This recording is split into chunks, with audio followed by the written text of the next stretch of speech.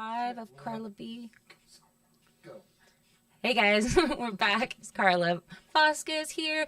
Episode 5 of Carla V Thinks Out Loud. We're rocking or rolling. We have another guest here in the studio. The lovely, hilariously talented comedian actress Jess Wood. Say what's up. Hello, what's up? Hi, What everyone. up? Hi. Where do I look? Where's my close-up? Hello. We got all these cameras. I don't know where to look. I just look at myself in there at that screen. I'm just doing this. I know. No. You guys can't see here. We have a screen behind you that I can see myself in, so I'm just going to play Vanity the whole time. How's that? Hello. Look, we came on like festive and happy. Hey. We do have a show after this, guys. I'm going out right out of the gate, plugging at Hollow Spirits. After this is done airing live, Jess and I are going to carpool down to Hollow Spirits and do an 8:30 show. I think it starts at 9, though. I'm not correct. It does start at 9 o'clock. 8:30 are the doors. Thank you. Please come and have a burger and a drink before the show. Do it. I don't know. That's what the flyer says. Yes, do that. I'm just reading off a flyer. Do that. We're really good. Hi, Carla. Hi.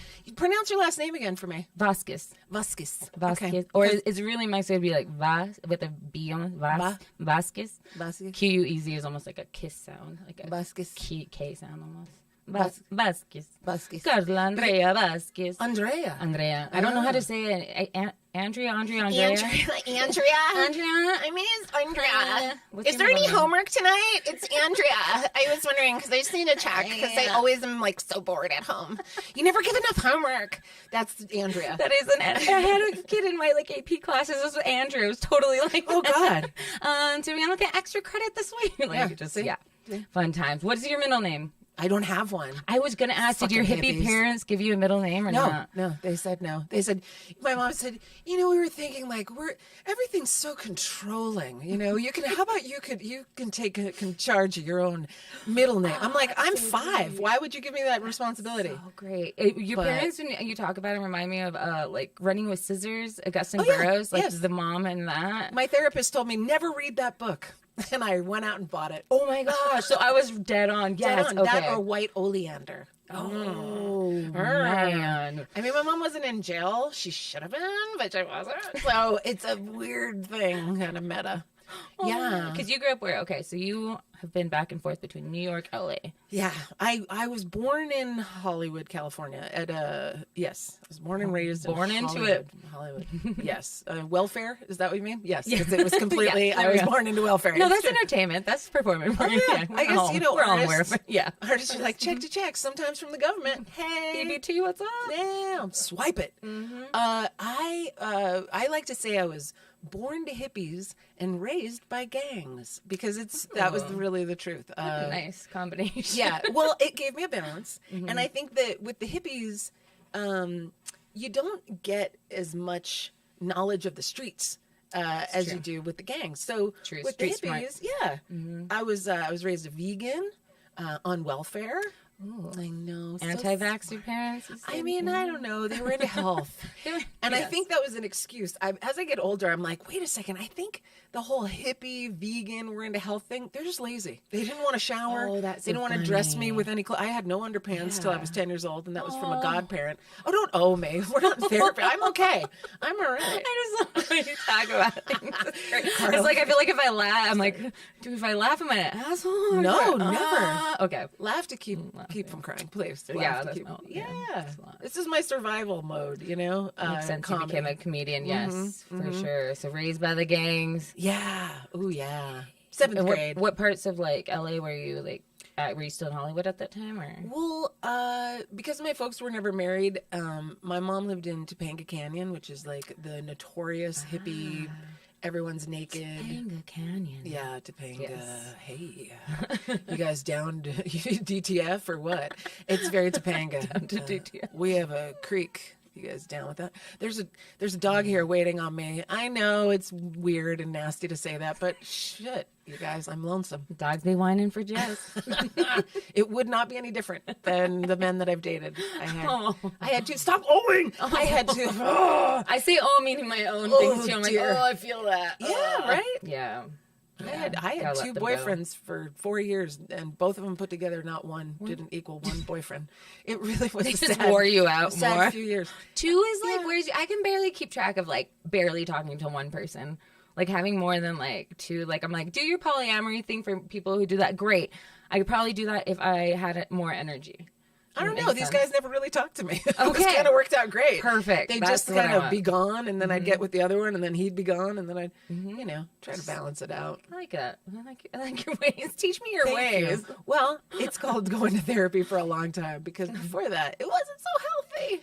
Very true. We did talk about like mental health and things on here. Oh my God. We have to say it like that so it's not scary. Why are we flicking our vaginas while we do it? I'm More like a metal. machine.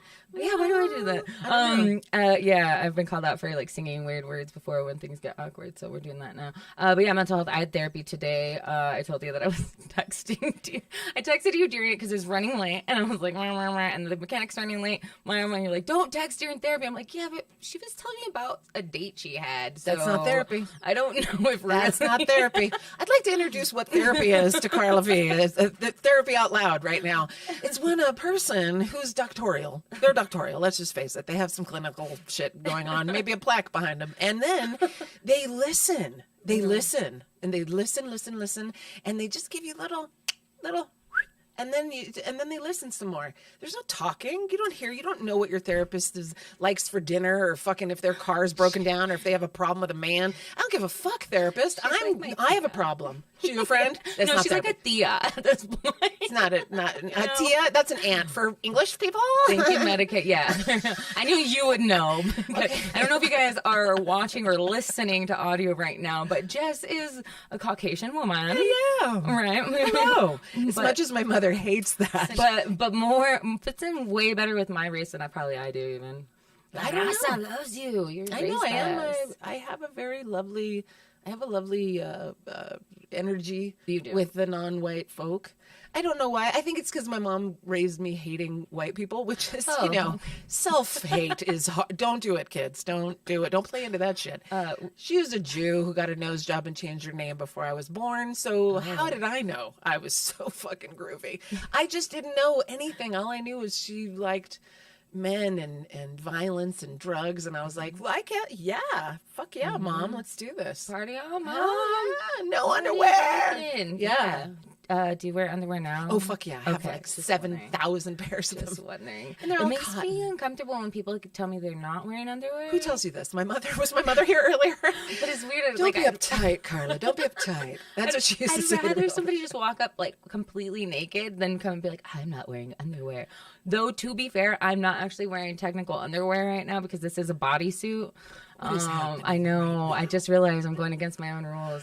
Carla V. This is you talking out loud and us hearing what is really going on in your underpants I'm wearing department. this just to block the cleavage. It's fine. Cleveland, Ohio. I don't to my know. left. This bodysuit's barely covering anything, guys. But We're doing it. vaginally, we want to know. The bodysuit vaginally. Is Yeah. it buttons? Is it Velcro? What's It's happening? like buttons. Isn't that unfortunate? It's Let's discuss unfortunate it's plastic female. buttons. It makes me feel both sexy and like a baby. So And like I'm on things the are edge about hurting, it. and like you hurt. It's not. These ones aren't bad. They're plastic. I have had ones that are like Velcro, and I'm like, no, thank you. Buttons. No. See, here's the thing. Don't put a snap next to my vulva. Do you know what I mean? I don't want a snap next to my clitoris. I think that a snap next to anything in my vaginal area. Yes, I said vaginal. I know. It sounds janitorial, but I don't mind. Clean it up, bitch. Get in there. I just feel like it should be soft. It should be fine. I've actually cut the crotches out of a lot of these onesie fucking leotard shits that they're all bringing back. And I sew in a very soft cotton cord. Just a soft cotton cord. So that my vagina loves me at the end of the day. It's a thong? No. Soft cotton cord. Carla V sews out need to loud. know. I Here we do go. sew. You cut said buttons. Don't have a snap near your vagina again, or your penis. I don't know who's wearing these things. Stop snapping near your penis. It's a horrifying thing. It's like a little turtle down there. So That would be worse. You're gonna cut. If you've sat in some positions, you're gonna cut off those little buttons, and then you're gonna take. That's just That's just frayed fabric on either side. Then you take those little fabrics and you sew a little thread, a little soft cord. Not a Just like sew together. sew together. But then you just get in through the top. Get in through the top. What happens if it's something that you have to get in through the bottom? You can't get in through the... Listen. Just don't sew wear it on yourself, Just you don't fucking motherfuckers. wear it. Just bring some needle and thread to the club, get in the bathroom and be like, well, I got to sew these fucking things up. Because you don't want guys to know that Pull you're... it to the side. Exactly. I love a pull to the side. Don't get me started. I haven't made out in 8 months. God damn it. Where's that dog? Oh, dear. This is embarrassing. Oh, man. Sorry. I'm turning you on. I love it. I'm always turned on. I'm sorry. I don't mean to insult you. Oh, no. It's fine. I say that to all the guys, too. I'm always turned on. It's not you. Yeah, exactly. I'm always... Don't get yourself too worked up about your talents. Moist. Do you not like that word? A lot of people don't like that It word. makes me giggle. I don't love hate it. it. I love it. Love it. Love it. Moist Love is it. okay. Yes. Other ones like that, like juicy is kind of Juicy. There was a guy who dated this comic in New York who dated a Puerto Rican girl, and he's like, all I just want to hear her say all night is juicy. Oh, that burger looks so juicy to me. And I'm like, yeah. That's a little juicy. But listen, I think it's vaginal, juicy, moist, healthy. Hello, healthy. It is healthy. It's a wet ass pussy. When the women were going nuts, when the moms were going crazy, and the moms were saying like, "Oh, what am I supposed to tell my daughter about this WAP song?" I'm like, right. "Tell her everything, you This fucking is assholes." this What is are a we good not- time to teach them There's no about sex it. education. There's none. And then all of us, and we're like, but here's a naked gay man and a girl's making with another girl and pussy juice and macaroni and cheese. I had a friend fucking ask me, a grown ass woman, she asked me recently, what is this macaroni in a pot? I go, bitch. If I have to tell you, I'm going to apologize first and say, I'm so sorry you haven't had a wet ass pussy, because that's a wet ass pussy. Yep. I've had a joke but about it's that. okay. About that. Yeah, Yes. the ASMR porn Please. is like, mac and cheese or like oatmeal. Yes, I know this joke. Doing Very oatmeal, good. She's a but funny it's not- comedian. This but Carla it is that Vasquez. sound. Oh, hang on. See me tonight. We'll Fly do that. in from wherever you are now. Hollow spirits. Yeah. But those words. It's a good time for them to teach them the sex ed because they're really. I learned It's a I teaching learned moment. about sex from like my dude friends because I always had like dude friends growing up. Pretty much learned from them. That's a horrible way to learn. Yeah, no, that's like watching your dad's porn. No, that to was learn. that was me like shaving downstairs when I was like 14 or 13 before anybody was ever gonna see anything down there. You know, I didn't lose my virginity until like 16, maybe 17. I can't remember now. But then I was like, oh, guys don't like it. I gotta always be ready and not have any hair anywhere. Shave my fingers, shave my toes, shave my earlobes. Just kidding. I'd like to comment upon this, if I may, please. I'd like to put my. Many boys. First of all, those boys are a bunch of bitches. Because any real man will fuck any pussy. Hello, I'm looking at you, motherfuckers out there. You don't care if it's bush, if it's fucking shaved. And you know what? I don't like the shave, but I don't. So, let's put the brakes on. You know what I call that shit? The Amber Alert look. Don't do it. I don't like the You know what full I'm full saying? anymore. You don't have to do it anymore. Well, and then You don't have to do it. It was mostly like 14-year-old boys who had never had sex. That was all like, And they're looking at you gotta porn. shit. Yeah, exactly. And they're looking at that porn. was something that I did. Yeah, and then later I realized. And then I did date a guy not too long ago who actually had the opposite fetish. He wanted like full on everywhere, like don't shave anything, like 80s or actually like back in the day on. You're getting the dog turned on. I know. The dog's like, Harry. Dog's like, I love hair. I'm Harry. The dog's like, I have so much hair. You could fucking lick me all day. You wouldn't even find my skin. It's just hair. I really hope Just hair. Larry's 10-year-old daughters can't hear us right now. Just kidding. I hope she No, can. but for us, I it was folks. it was pretty empowering though to not have to shave anything for like 2.5 years. I Yes. was like, this is amazing. Exactly. And then I broke up with him, and just out of spite, so I wouldn't go back. I like shaved it, you know, as like it was like taking off my dreadlocks when I needed to change. That's about it. No offense to anybody with dread. To be fair, he did have dreadlocks too, and he told me when we broke up he was gonna shave his head, and I was like, whatever. Anyway, fun times, guys, with hair up and down and everywhere. We're all very dramatic. That's all I have to say. dramatic. We're all very dramatic. Men, women, all of us. It's dogs. It's a whole situation. So going back to Topanga Canyon. Yeah, Topanga. It's great. Everyone's naked there. Yeah. And then you stayed there until how old? We got flooded. wow. Yeah, I lost everything. I was like 9, I think. And then we lived in motel rooms and then we just stayed living in hotels. I think my mom, it wasn't like we got room service. We didn't have any money, but she was like, this whole motel living, this is kind of groovy. And I'm like, yeah, because they make your bed, you fucking slob. That's what's going. That's what I really understand. Clean your bathroom. Like I can actually go to the bathroom with a door. That was what thrilled me. But yeah, she raised me over there, vegan on welfare, just fucking funky, you know. But you know, you survive through how you survive, and for me, it was jokes mostly, and making the adults laugh because they were so high and drunk and fucked up all the time that I was like, stay away, ha ha ha, Yeah, you know, because I mean, molestation in the let me tell you, like, kids. Let's just take a note. Molestation in the 70s and 80s. It was really a different time then. More free love. You know what I mean? Just you're so uptight is what I'm saying. And people get really freaked out. They're like, "Oh my God, how can you say that?" And I go, "It was a different." And I know a lot of people say this. It was a different time, but it wasn't okay. No, but it was a different time. But it was yeah. different. You're And not so saying it was people right by saying that it was a different time, at all. Even today, yesterday, I was watching your, if you want to follow Jess Wood, Get Wood, right? All of her information is in the description. Yes, it's on the description, but you do a Tuesday podcast live on Instagram. Where else do you have that on? Oh, but yesterday you were talking about the change of the times, even from like 99 to now. Yes. And like I was thinking, I was like, hey, I remember those times, and it was totally different. There was still all of that stuff. Is pre Me Too, is pre all this stuff, pre even like we were talking about like school shootings and things. It was like pre everything. Do you think it's better now or then? No, it's still really bad. It's still really bad. I think the trick that has happened to us, I think there's a tricky little funny thing that's happened in the last 20 years. I think that the folks who have this new cancel culture think that they are doing a really great job for the planet and the world. They think they're saving everyone, Larry. Larry knows. And in actuality, they're stopping any kind of conversation that could ever be talked about. I think it's important to have really intense conversations all the time because we live in such a fucking intense world, and there's always something. Anybody can always find something to matter, right? But can you always hear what the story is behind that person who's got the crankiness? You know, online we lost online. Everything is out of context. Yeah, you can't hear a text, you don't talk anymore, nobody knows how anybody feels, and they're just rah, rah, rah, I'm mad and I'm gonna fucking make an exclamation point out of it. Like, I can't. It's just, all caps, you know, I'm pissed. Like, I can't, you know. I'd much rather.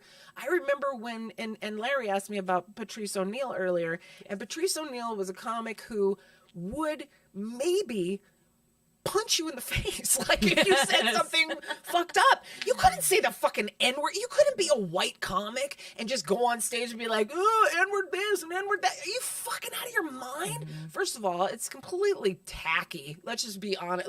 First of all, it's just they think tacky. they're being edgy or something. Yeah. If you want to be edgy, tell me some shit that you're embarrassed to talk about. Yes. How about that? Let me know when the first time you fucking came in your pants was, bro. You know what I mean? Let me know the fucking that you whacked it to your stepmom. You know what I mean? Like, I want to know some shit. I tell all y'all stuff. Yeah. It's only fair.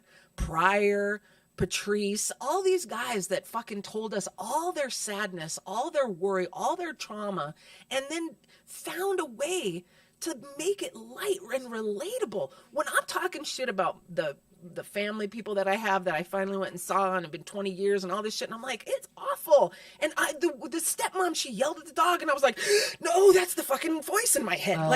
There's some shit that happens to us that we just are still holding on to. But I can go and then talk about it on my show. Yes. And then people go, oh, your fucking show last week about the family stuff, so relatable. Thank you so much. And all I'm doing is trying to put out what I get in and go, anybody else? Anybody else feel fucking crazy like this? Oh, for sure, yeah. And what has happened with cancel culture is it's locked all that down. It's locked all that away. Yeah, we can't relate anymore because your relating is offending everybody. Your story is going to be offensive to somebody because it's taken out of context all the time. And I think on top of that, too, is just constant re-education because things are always changing, just like the times are changing, new things are happening. But, re-educating people who maybe didn't know that well or maybe, need restructuring of how they do things instead of just be like, no, you don't get to be a person anymore. Like, right. Like, I know, I'm a Generation X person, so I'm not familiar with, like, pronouns, for instance. Like, pronouns is a really new thing for me.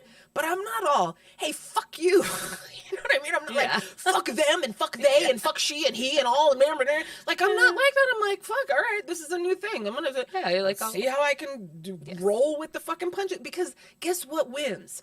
Love. You know, always fucking wins. Love fucking wins. And the reason people ask me when I'm a waitress, my manager used to ask me, how do you know you can go to that table and say such dirty stuff? And I go, I don't know. Until someone says, hey, then I just kind of go for it. Yeah. And it's the same with comedy. People go, oh, you talk about abortion and no.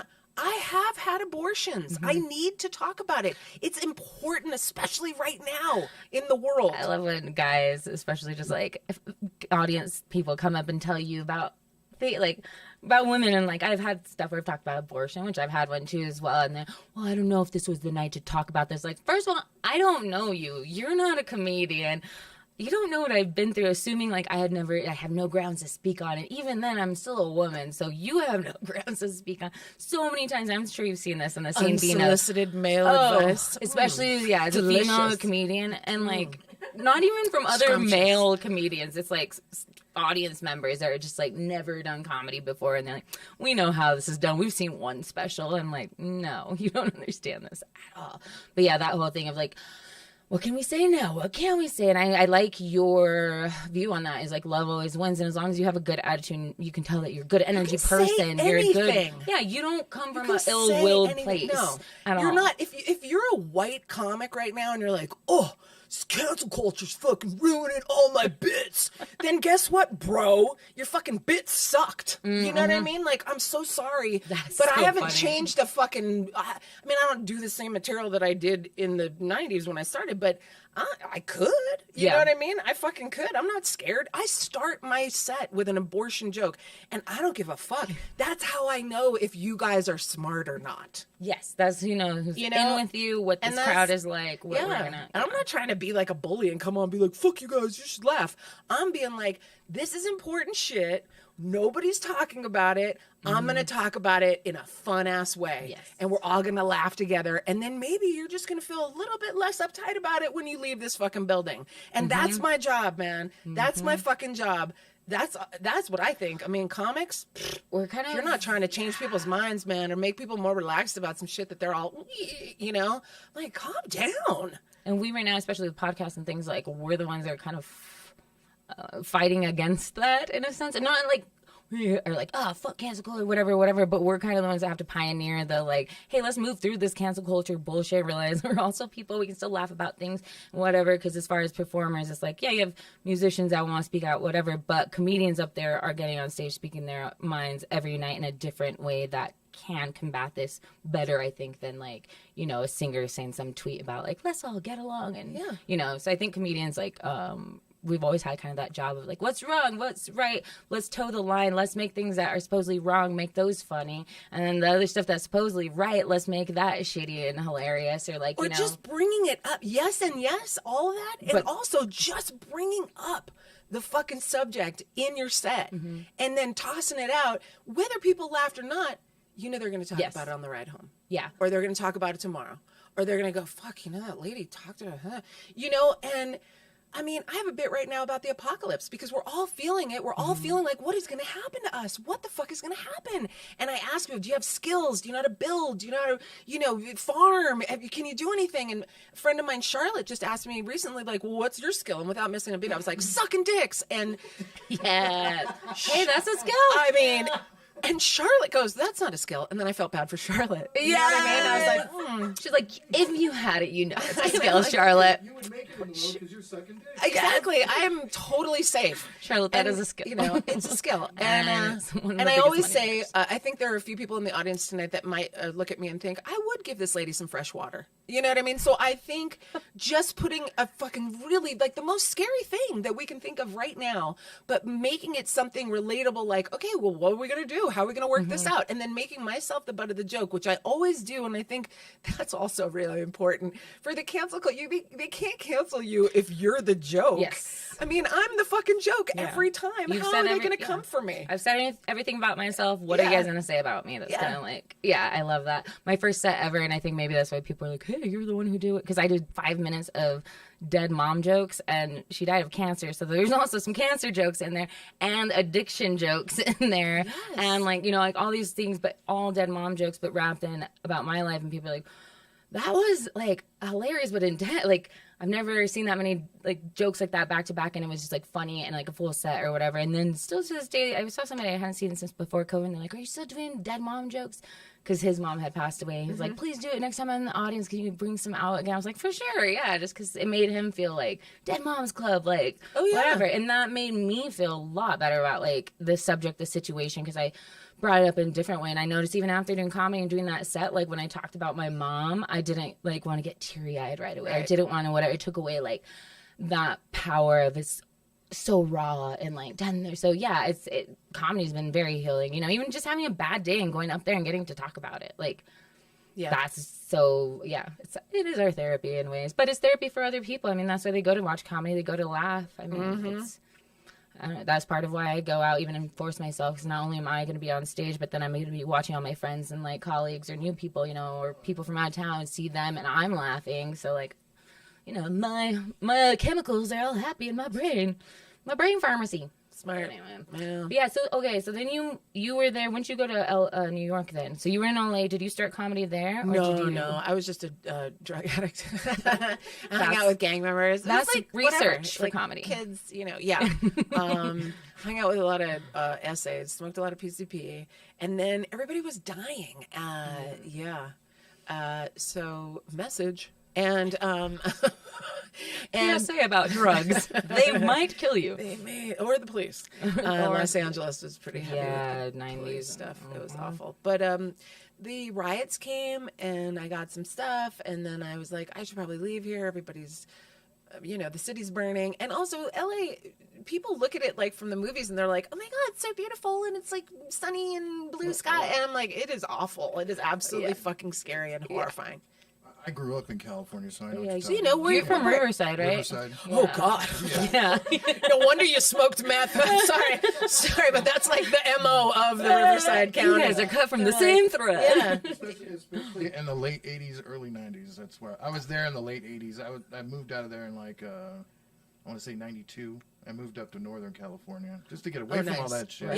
Yeah. And then I got into coke. Yeah. Well, now you're upscale. Marin County, coming to a line. You don't have to smoke it up here, honey. But they think it's all washy, pretty clean. Even you go to like it's weird. The Hollywood Boulevard and stuff. Being like, no, it's like it's not all the Skeevy. Chinese theater and then whatever. We used to go in the summer. It's just because my family was out in California. We kind of make the runs before we went to Mexico. But they were in Compton, Gardena. Usually that's the opposite. Yeah. Come on, the runs. I'm so sorry. God, you guys. we would who go is spend this? their summer. Yes. We have a guest in the studio. Please don't mind her. But yeah, we'd go to Compton, like Gardena, they're there now, like Paramount, Garfield, like that whole area of LA, and it's much different than, you know.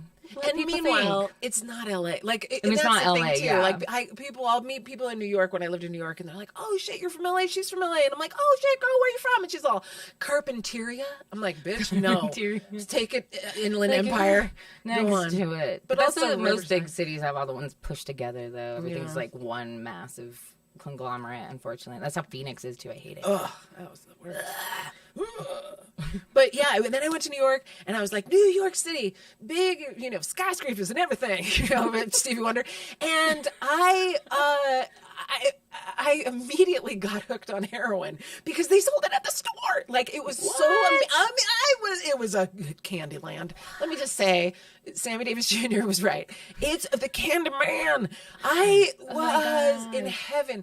I lived on First and First, and it was the mid '90s, and it was very dangerous and very It dark. was like I had post-club family in New kid York. scene, right? Yeah. Post-club kid scene? Or Yeah, I mean, there was clubs. I don't know. No, like the late 80s, early 90s, like club kid scene. Where Yeah, that was a club kid scene, but it wasn't. Yeah. It was more in New York than it was in LA.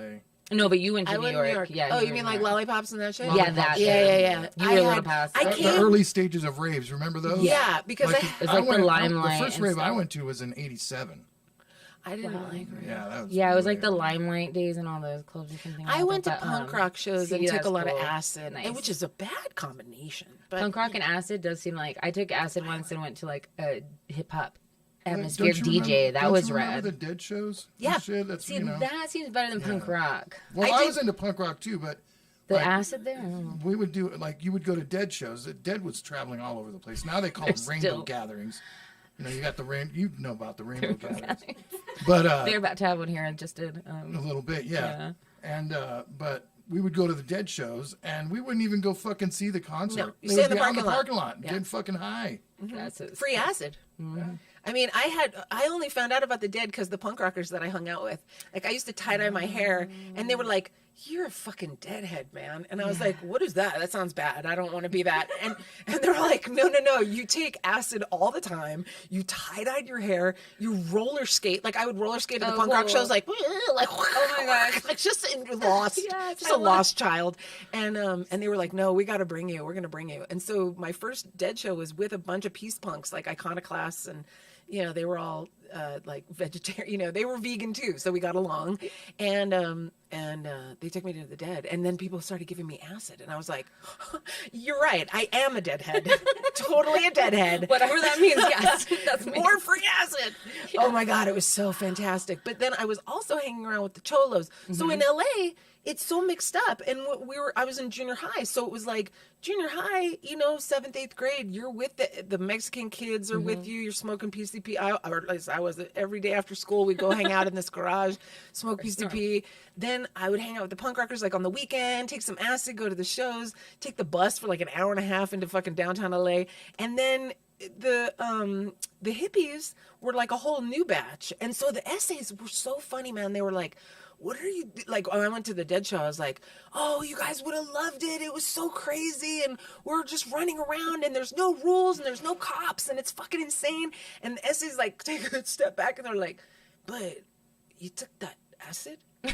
And I'm like, "Yeah, I took acid." And they're like, "I don't fucking take no acid, man." And it was just like Cheech and Chong. And I was like, "Oh my God, you sound just like Cheech and Chong." And they're like, "No, but like my cousin." And I'm like, "No, you're sounding too much like him." And then they go, "But wait, what is it like at this Dead show? Is it just like a bunch of dirty hippies sleeping on the ground?"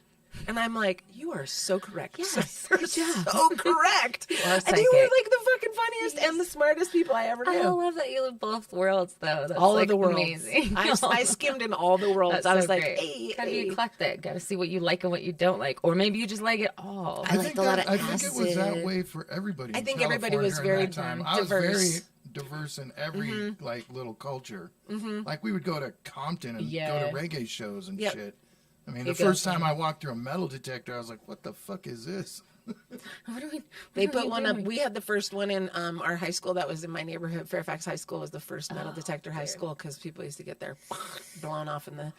Because there was Crips and stuff, you guys. But I mean, it's on Melrose Avenue. It doesn't seem very threatening at all. But they would, the kids. The kids. Yeah. The kids are dangerous. I had a few. Oh, you should call them. Whatever. We won't have time another time. But at some point, I'm Who gonna we call calling?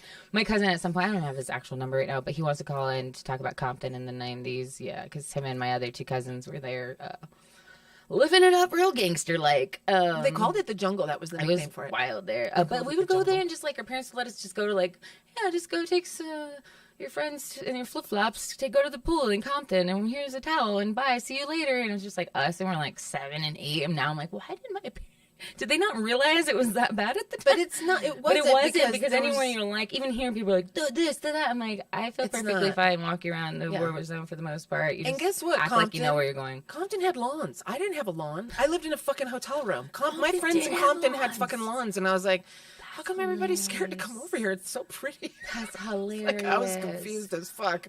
I didn't understand anything about LA. I'm like, this is racist, right? This is all really racist, right? Like, all my Mexican friends live by the freeway, and all my white friends live up in the thing. It was just You fucking see weird. everybody being pushed into different neighborhoods. Because I took the bus a lot, so I was like, I was on the bus, so I knew, the bus. Everybody's Bus like, in "Oh my LA? God, are you okay? Are you all right? Oh my God, your life must be so down the drain." That's how everybody. Then you go to New York, and then you're crazy if you don't take public transit. Yes. So yeah. New York's great, but comedy actually saved me from heroin. Yes. I had lost I'd lost my job and my house, my apartment, and my boyfriend. My boyfriend was this stick-up kid, you guys. I dated this Irish guy named Patrick who is a stick-up kid. And if for those who don't know what that is, who haven't listened to Gangstar in a long time, a stick-up kid is a guy or a gal who walks around and robs people with their gun for money or stuff, you know, and you just, stick him up. And so he was that, and we were heroin lovers, and he got in jail. And so you will get in jail if you stick up. So you can get jail too, kids. You can get in jail. And he happened to be at the, I don't remember what type of facility it was. It was upstate New York. And my aunt, who's a Jew, she said to me when he was locked up, she's like, "You're not doing well. You're missing Patrick," because I was homeless. "You're not doing well." I'm like, obviously, I'm on people's couches. "And you're missing Patrick. I'm going to take you to see him at Christmas." I'm like, "Oh my God, really?" What am I? I'm a Jew. I'm at Christmas. What does it mean to me? So she drives me up to, because it's right near where she lives. So she drives me up to the prison. And if anyone's ever visited prison, I was already old hat at this place, LA County. I'd already done it. But it's horrible. They treat you like a prisoner. So just P.S. Beware. But I go in there, and Patrick is like the fucking man. He's like the most popular. Aww. Yes. I will take this all. I will take this feel all. happy for you. It's the worst case scenario, but best case thing. You go and your dude's doing great. He was doing great. He's popular in He prison. was very popular. He was the barber, and everyone called him Irish. And they were like, "Yo, Irish, you gonna hook up my fade tonight?" And he's like, "Yeah, I got you. Was there dude in the Oz called? No, did they call it dude in Oz Irish? Maybe I'm wrong. Did they? Oh Maybe my God, not, I but didn't watch that show. it's a good It show. seemed too familiar. Yeah, I remember you that didn't show have too, to and I watch think it. they did have Irish people, and I think one of the guys was Irish. Oh, yeah? Like he's they called him Irish. Yeah. I Well, like I that. think that was like the first, Only you so know. many nicknames in jail for white people. Well, I think that was kind of like the first. I don't know if it was the first one, but it feels like it was kind of like the first incarnation of people getting nicknames from where they're from. It's very military and it's very jail. Like, "Hey, Texas," you know, and then all of a sudden Saving Private Ryan came and we were like, "This sucks," you know, "Hey, I'm from Brooklyn. My name's Brooklyn," you know, like, stop. We can't. And it was Steven Spielberg. We get it. Award of that. Yeah. It's like, "My name is Ryan and I have white teeth, even though I've been missing for quite some time. I have the whitest fucking Hollywood teeth." I get very upset at teeth. Damon in has a movies. huge white mouth. Movies upset me with the teeth. I get very distracted. That's actually interesting. I've never thought about the continuity with that.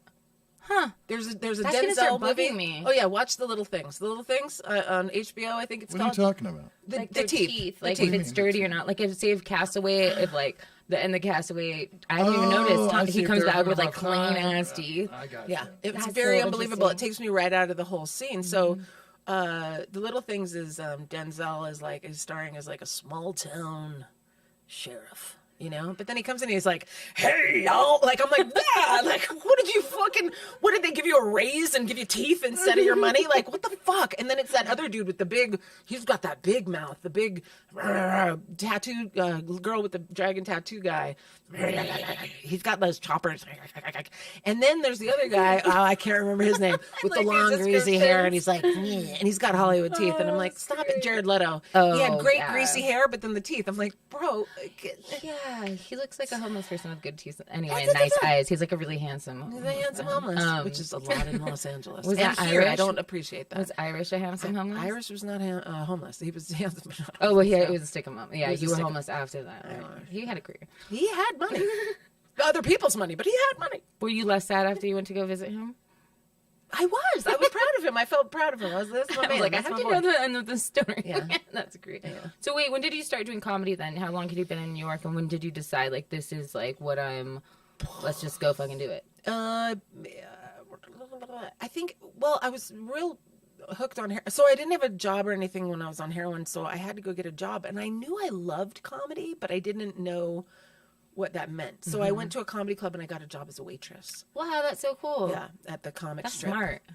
Your uptown. heroin brain led you well. You know, I don't know how You're I'm still smart. alive. You're a- Actually, I really don't. Smart cookie. Thank you. I don't know what it is. I A lot won't of say fight in this one. I won't say good genes because those people are fucked. But yeah, what happened? PCP? Used to be comedy. You got a job as a waitress. So I got a job as a waitress at the comic strip. See, once in a while, it shows. I can't. I like the lie to you tangents, guys. so I love you. tangents. Okay, so you were great. So the comic strip, Uptown New York City. I go there, and that's where I got to see. Actually, Larry, I got to see a lot of your favorites. I got to see. David Tell was a regular there. Caroline Ray, a fantastic fucking comic. Funny. Great Yeah. comic. Whatever happened to her? You know, I Like, feel she had such good, like, she got that show and it was over. she got Sabrina, and then she got like a talk show or like a game show or something. She started acting more and being on things more, and then she wasn't doing Then she just stand-up really. split. But What about Todd Berry? You ever? Todd Berry. Oh, Todd Berry. love Todd Berry, dude. Big pal. Yeah, he's this tiny man, but a big pal. He's Big tiny. fucking head too. He's got a giant head, like an alien person. Is that why he seems taller? like a brat doll? That's why he seems taller, because his head makes him appear taller. Yeah, it's too elongated, like a balloon. Yeah, he's a delight. We love him. I hate Amy Schumer, though. Can I talk Oh, shit about that's her on funny. here? Yeah, I don't like. Yeah, her. that's I funny. Let's used to talk like her in shit. the beginning, but I don't like her anymore. Like, Like that sounds bad, but no, I don't. she was accused of stealing jokes. Oh yeah, she's a big stealer. Yeah, she's Oh, pretty yeah. bad. People called yeah. me after her first special and were like, "What the fuck?" And I was like, "I know." Really? She doesn't do them as well, but I know. I know. Really? You Well, have because in someone New there. York, in New York, it's very, very common to get writers in the room. So you don't know who the fuck these writers are. We got ripped off from Saturday Night Live constantly. Really? And they're still doing it. How I is mean, that they not still do it. like? No, it's still happening. They did it to That they Ted can just show up Alexander. They to the even club have- and like take your jokes? Well, they even have like say I can't remember who it was. Kevin Hart even does this. He has people that will go to comedy shows and steal jokes, write them down, and then he'll rework them to sound like his. Is that what It like happens Mencia a did? Change like And I, like, one word. Mencia would is that completely why- rip you off okay. and then just throw some Spaniard in there. But like is a Spaniard? I think he means Spanglish. Yes, it happens constantly. I used to get stolen from a lot, and when I first started, I was doing a lot of vagina material, and a boy was on stage at a show that I was in the other room at, and I got off stage, and I went in the room to watch, and he's doing my joke, and I'm like, What? and I'm going to tell you the joke. I used to call my clip the dolphin because it just makes sense, right? Just, and I'm constantly in there just I'm hungry, I'm sad, I'm, whatever. So it was all the dolphin. That's This amazing. motherfucker Took that. is up there doing that. And I'm like, how is he going to pull this off? And it's a funny joke. So people love the sound. People love a dolphin. It's a Lisa Frank, it's all good. So he's up there doing it. And I'm like, this motherfucker. And he comes off stage and I go, hey man, because I have never been shy about walking right up to people. I fucking talked shit to David Cross because that fool tried to pull some shit on me at a show. And I was like, David Cross, I Good for used to you. like back maybe his first 3 albums, but then he turned like full blown political. Like every joke was political. I don't follow, His man. comedy did change. Because I watched him, there used to be a show in New York where people would get up and just riff a bunch. And so I went up and I riffed on this thing that I was working on, and it was about like pubic hair, and it was a long time ago about like shaving into different things, and I'm a Jew, so I don't like the Hitler stash. I had all these things, and people were like, oh, this is one. And he got up and was bombing and was like, did I tell you guys I shaved my pubes? And then he fucking went and did like almost like making fun of my material, but to get laughs for his. Yeah, it's a Hitler stash. So this is the Either same way, time that he's they're taking coming up. laughs. You're coming up because David Cross didn't start getting popular, and same with Patton Oswalt. Yes, they were They both- all there. 96 is when they started busting. So you were there before when they were working shit out. It was around 96. Oh, was Yeah, it? Luna Lounge. Yeah, in That's New awesome. York. Wow. And like those guys, and seeing like we talked about Patrice O'Neill, and Patrice O'Neill being, I feel like the type of comedy that I want to be. I want to do what Patrice O'Neill did. I want to have that attitude, and the fuck you to everybody around in this business, trying to do this business, who's not taking it seriously and not working hard at it and not fucking saying stuff that matters and just kind of getting up and, it seemed easy, or, I probably get a chick if I hold the mic right. Like, it's sucking fucking dicks, bro. You know, it's just so, I was telling the kids here, it's disheartening because they're like, that doesn't happen in any other art form or any other business, or you don't just show up on the fucking basketball court like, I saw this on TV, I can kill this. Like, no. Yeah, it's disrespectful if you're not actually gonna. Yeah, but because we don't have a union, we don't have a leader, we don't have any kind of like continuity or like grouping of like, this is I mean, I remember in New York, they tried to make a union. Ted Alexandro and Tom Shalhoub. Like, there were a bunch of dudes and chicks who tried to get it together, but there's always a fucking scab. And unfortunately, and scab means you cross the line, fool. Like, if you can't be just quietly excited for the group and be like, I don't need to take the work right now because we're going to prove that we're worth enough to get paid more, to get insurance. We don't have a fucking union. I'm in Screen Actors Guild.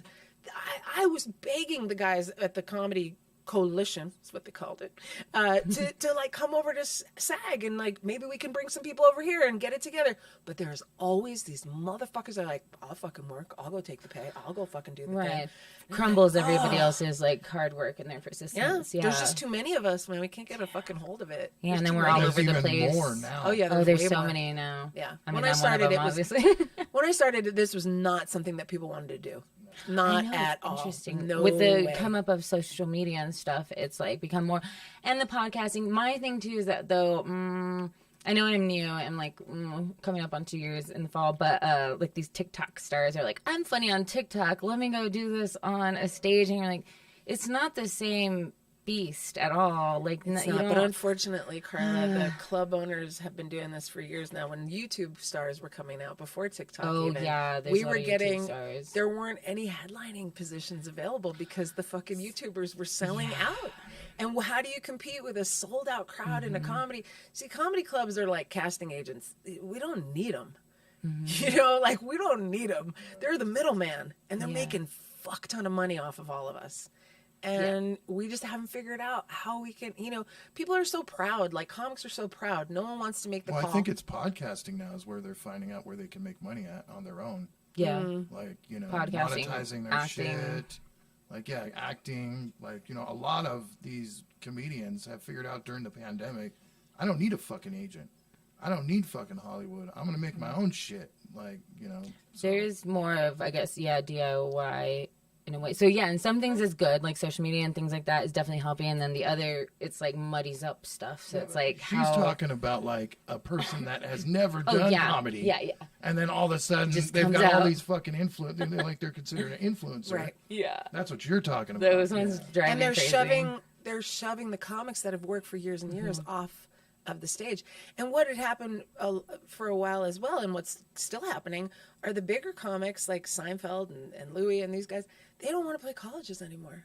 Rock, he doesn't want to go near a college. No. Horrifying. And that used to be a really, really lucrative fucking gig, man. Do you know how many fucking comedy albums were made at fucking colleges, dude? Like, pretty much every one of them in the 90s. Like, before the colleges were a bunch of crybabies. A lot of my favorite comedians. Fucking crybabies. And they're like, you haven't, how could you, don't, and I'm like, God, leave me fucking be. And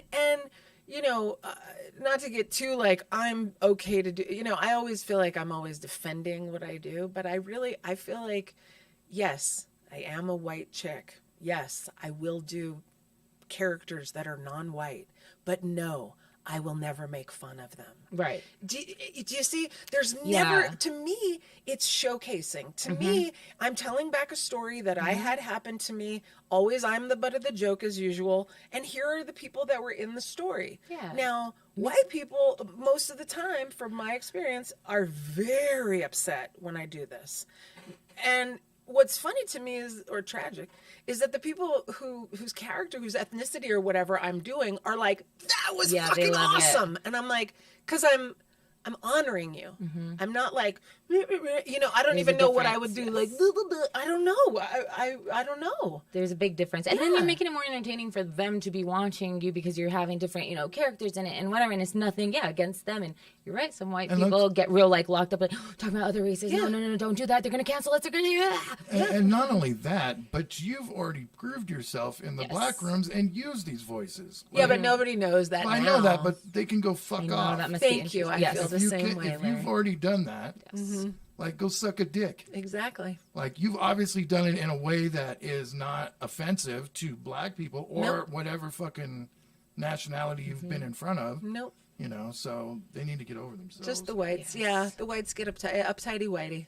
It's so unfortunate. Sisters say unionized Norma Ray.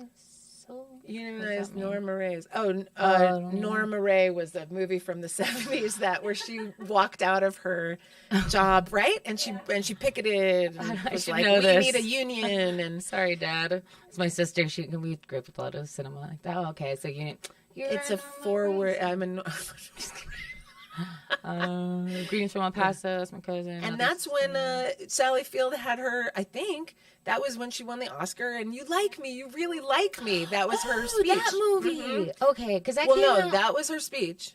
You like me, you really like me. But she won for the movie Norma Ray. Correct? Yeah, Am I right? I have to go with the kids in the back. You really like me? Did that movie? Never mind. We'll get into it later. I feel like I saw it around the same time as like A Long Walk Home or something. I don't know. Also very deep, hard movie. Yeah. Huh? Yeah, get real depressed over here, guys. A lot of my... like those fucking Lifetime movies. Oh, yeah, a lot of... That's all my mom watched. Oh, no. So all you saw was rape and murder. It was like that and like Kevin Costner movies. Kevin Costner. So more rape and murder. Yeah. Some Lifetime movies, I would hear my mom from the other room, hanging by the balls. Like, to hang somebody by the balls because they, like, were... beating their wife or something. Damn, I got like all my cousins. I'm just gonna shout real quick to like half my family's watching. No, I got way more cousins than this. I got like 13 on my dad's side. Like, look at all the Vasquez. So we got Acero, that Victor Acero, that's also my cousin on my mom's side. And then Sarah's my sister. Aaron's my cousin. What's up, you guys? Geneva's my sister. What's up? Marisa's my cousin. What's up? All right. Love you guys. Carlita, you are natural. I love you. Carlita, I love you. Carlita, you're a natural. Boom. I love if Aaron had a voice like that. That's great. Oh, Aaron. She looks a little more like me. She's paley. Like, Carlita, you're amazing. Yeah. Carlita, you're very funny lady. She was raised in Burque. She was a little bit of Burque. You know, Burque has like a certain accent though. Yeah, you have the same as LA. Well, it has more of a native. It has more of a native tinge here than in LA. Because in LA, it's like it's definitely like more Mexican. Like everyone's like like in New York, everyone speaks a little Yiddish. Like the Korean guy's like a shmear, yes, a shmear on the bagel shmear, and you're like yes, and you're like oh my god, he speaks my language. Everybody wants coffee. Yeah, everyone's like we got it, we totally get it. Hilarious. But here it's like it's kind of like land before man. You know, like it was like Canadian accent a little bit in there. And no Han, like all your. I attribute it to the Midwest. It's like a Midwest. I asked a girl here one does time. Sound Midwest. I was like, I asked a girl. Yallo.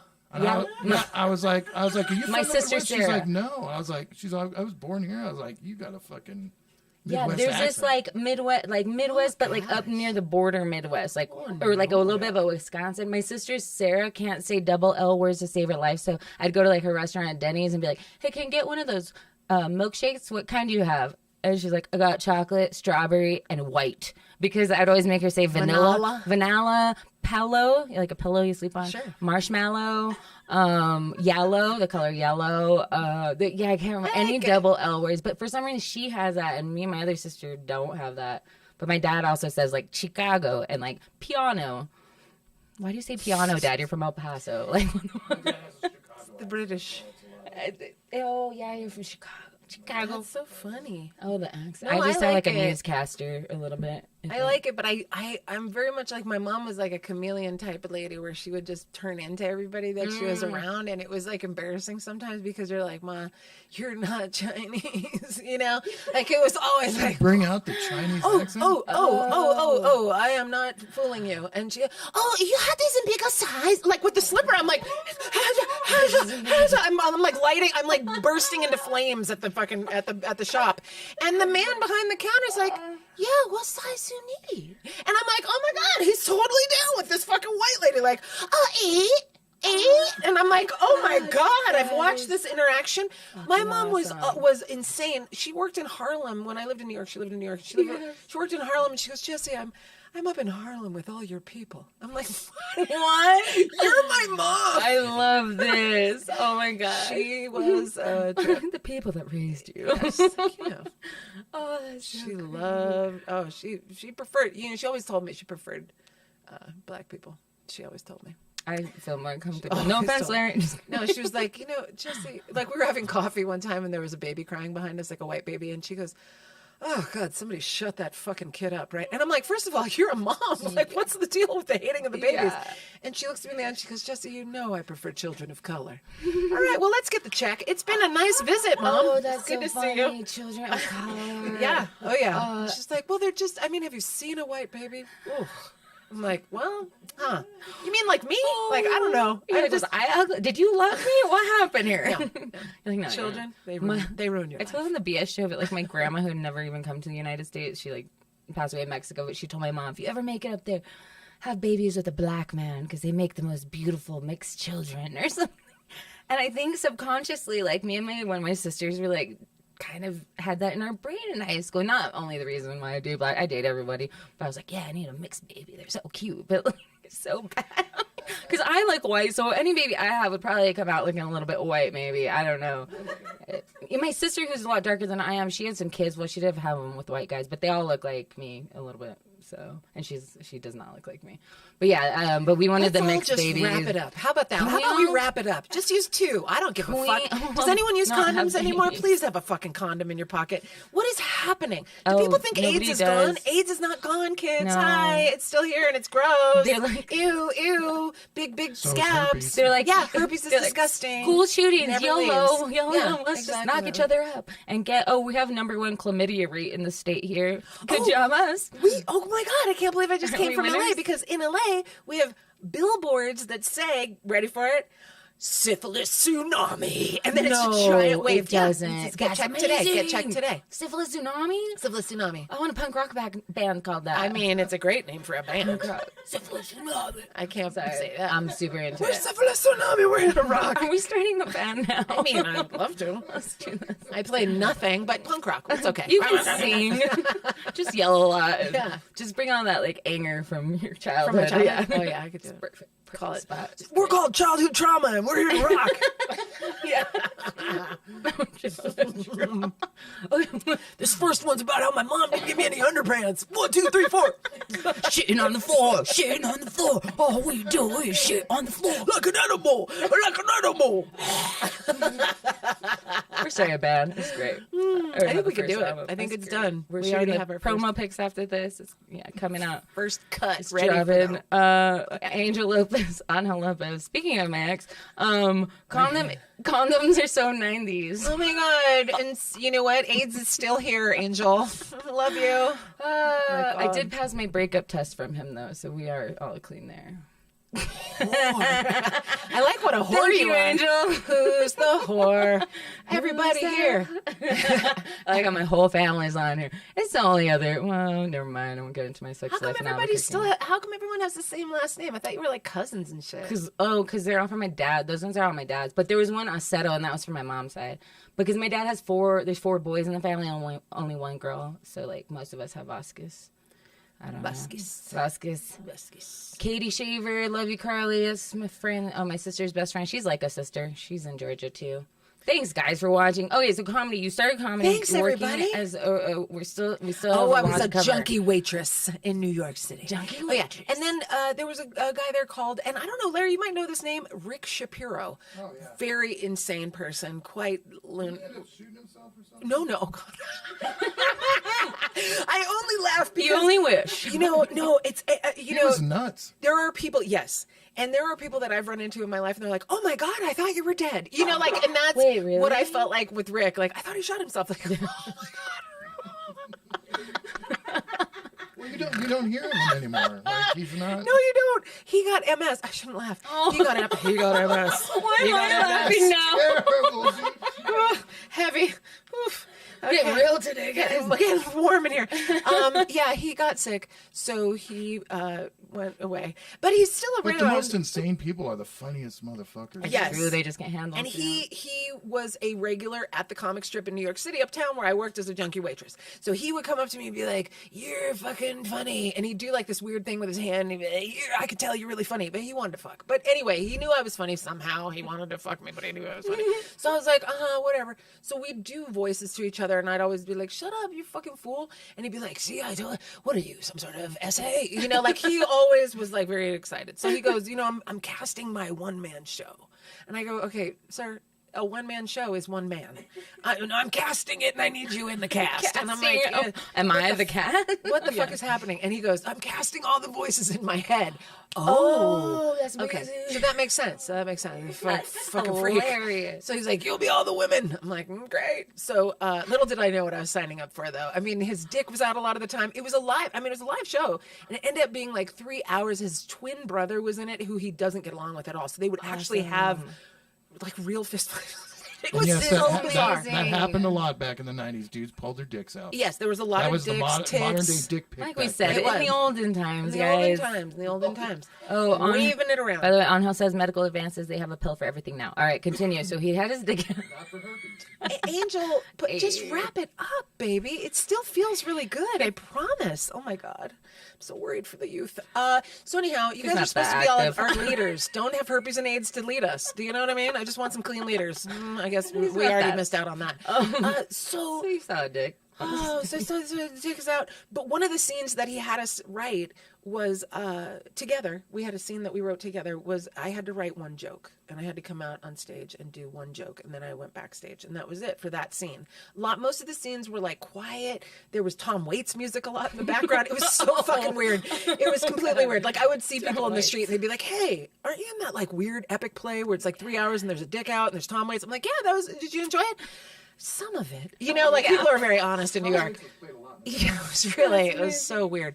So this one joke that I had to write, I wrote it, and I went out and I did it, and I'll never forget the first night I went out and did it to a crowd of people, and the laughter that I got from the joke was a better high than the dope. So I was like, "Oh, okay."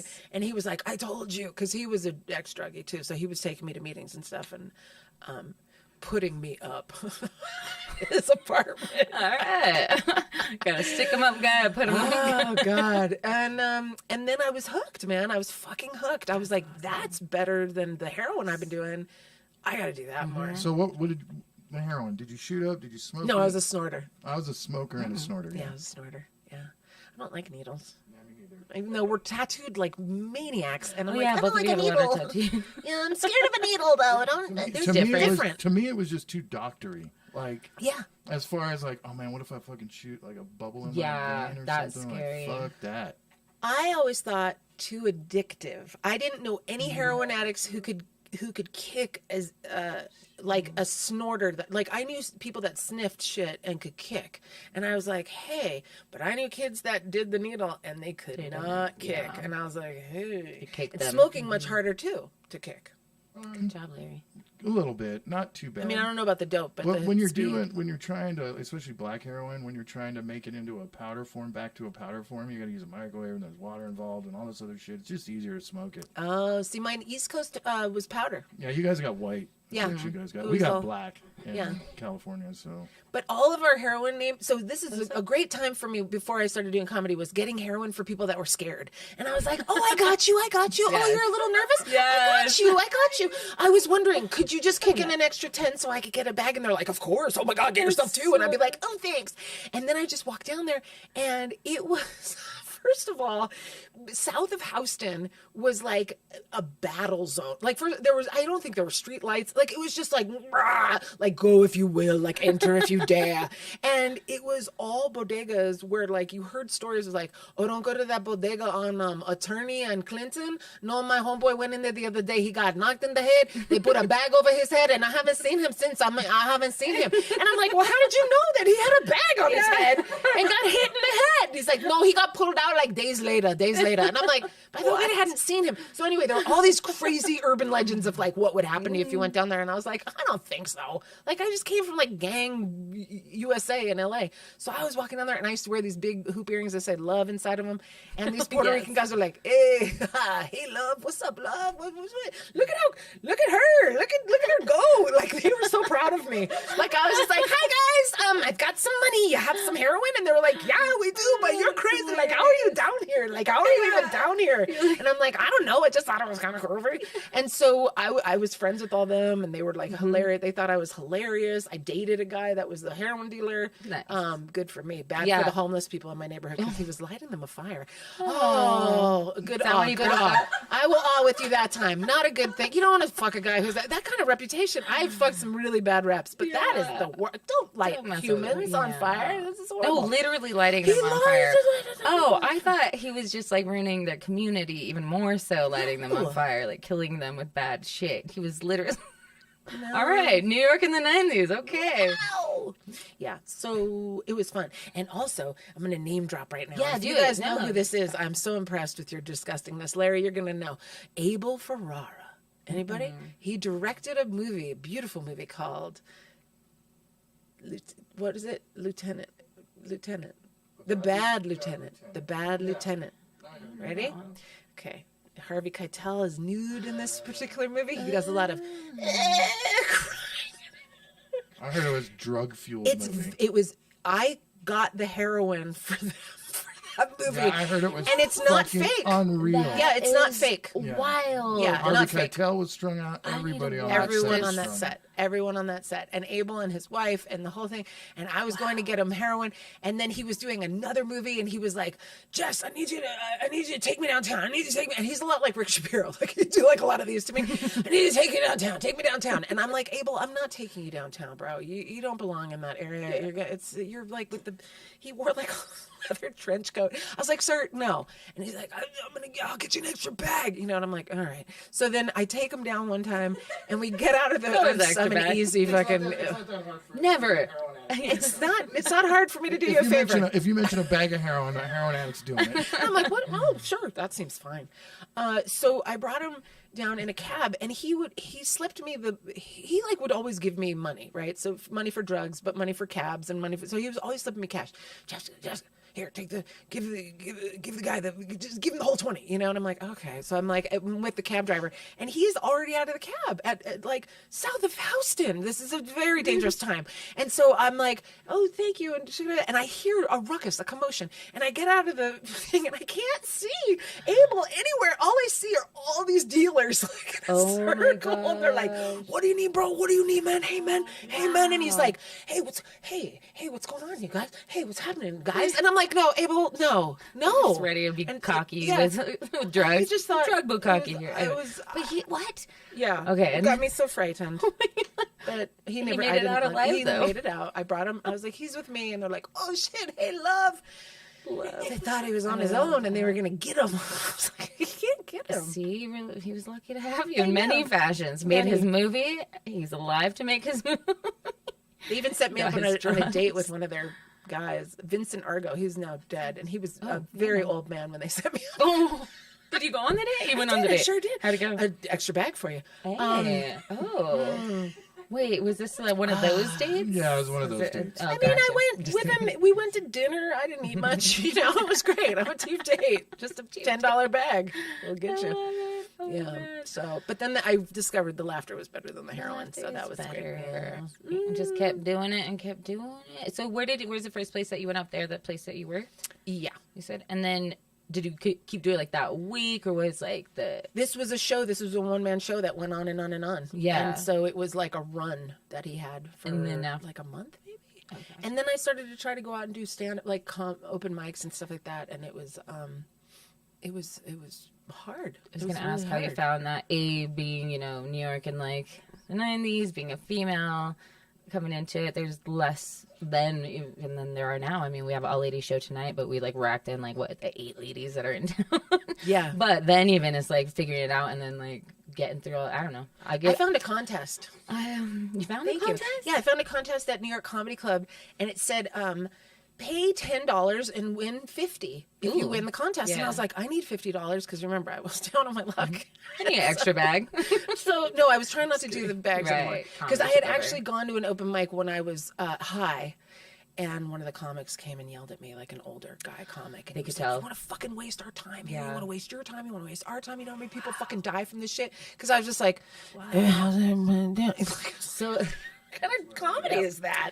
And so he yelled the fucking, and that's what it was. It was more guys looking out for their That's amazing. craft. yeah. Well, yes, Back then, you know, it wasn't like just make your paper. Like I met Steve Harvey, and I didn't like him because when a young black comedian went up to him and tried to talk to him about the business, he was like, "Just make your paper, young blood. Just make your paper." And I was like, "Ew." Ew. Well, that's what he's all about. I know, and you Yeah. can see it and everything, And but I everybody was has coming their from, own- you yeah, know, everybody has their Patrice and goals. Rick and like these guys that were like so like it was. Rick would get on stage and he'd get into fights with people about stuff like with audience members. He'd be like, "Are you fucking raw?" Because he hated the WB frog. That was like one of his big issues. That's Fucking hello, my mommy, hello, my daddy. Like he was like, "Are you kidding?" He's like, "No black people should ever watch the WB." And of course, this whole table of black people was like, "Hey man, we like this." And he was like, "You fucking not." Like it was, he was out of his mind. He would fight with people about everything that he felt was important. So, yeah, so I went up, I found a contest at New York Comedy Club, and it was called the Best Amateur African American Comedy Contest. And I was like, well, I mean, I'll try. I know a lot of them. So I was like, I'll just go. As long as you didn't get any face paint out, you're good. God, that's never been a thing. No. But I know white people are so weird. I'm like, fuck white people. Why do they want to do So that? strange. Like, I'm Antoine Dodson. Just wear the bandana. Yeah. We get it. Oh my God. So I went over to the contest, and I was the only white person in the whole club. The club was sold out for this show. It was a very big deal at this show. It was a late night show, as most black shows were. They always keep it really late. They always keep it like on a Sunday. It's always like, and yet, as a couple guys I was listening to recently talk about black clubs coming up in the 90s and stuff, like Bruce was saying, we would sell out on a Tuesday, and they wouldn't give us the fucking Friday. You know, and it was really disrespected. It was very, very disrespected. And let me say this too: there wasn't the Asian night, this Mexican night, the funniest mom. There wasn't any of that shit. It was just everybody kind of together, which I prefer. I have to say, I prefer that. I feel like when it gets a little pandery. You know, when you're just with one. Hi. So anyway, so I went and I was like, I don't know, and I wasn't anything except just a little nervous to do the material that I had written because I was like, I don't know if this works. And it was all character driven. I was never talking really in my real voice. It was always like, I got up on stage and pretended to be a black man. This would never, very canceled. So canceled now. But like I would run up and be like, "What's up?" and like have my hand on my pussy and just be like, "What's up, y'all?" And excuse me, Angel. Speaking of condoms, I would talk about condoms. Yeah. And this is how long ago it was. When did this song come out? I like it raw, baby. I like it raw. That's '96, I think. So that was my first time, and I won. I won the contest because people were like, "What is this?" They were taken aback in a good way. I think so. Awesome. Well, and you're hilarious. So And then it was very nice because the community enveloped me and was very kind. And a lot of the comics who saw that I was actually working really hard and showing up would invite me to other shows. So I got to do a lot of shows in what they call the Chitlin Circuit of New York and the East Coast. That's what they called it. That's right. So it was through that contest that you got into the black rooms and that scene. And that's so awesome. And then you were on Dove Comedy Jam. I was right? after a year of just doing. After a year? Yeah. Oh my What year gosh. was this? That's amazing. 96. Wow, fuck. Because but my buddy of mine's 6. I think you know 6. Oh yeah, he does the book. Yeah, Book and Six. he's got video cassettes from the Def Comedy Jam. Well, I don't know if I'm included on it because they didn't show my set on the TV. Really? Wow. Yeah, I didn't. They I told looked me for they- that. I found yeah. some other stuff of you online, but I No.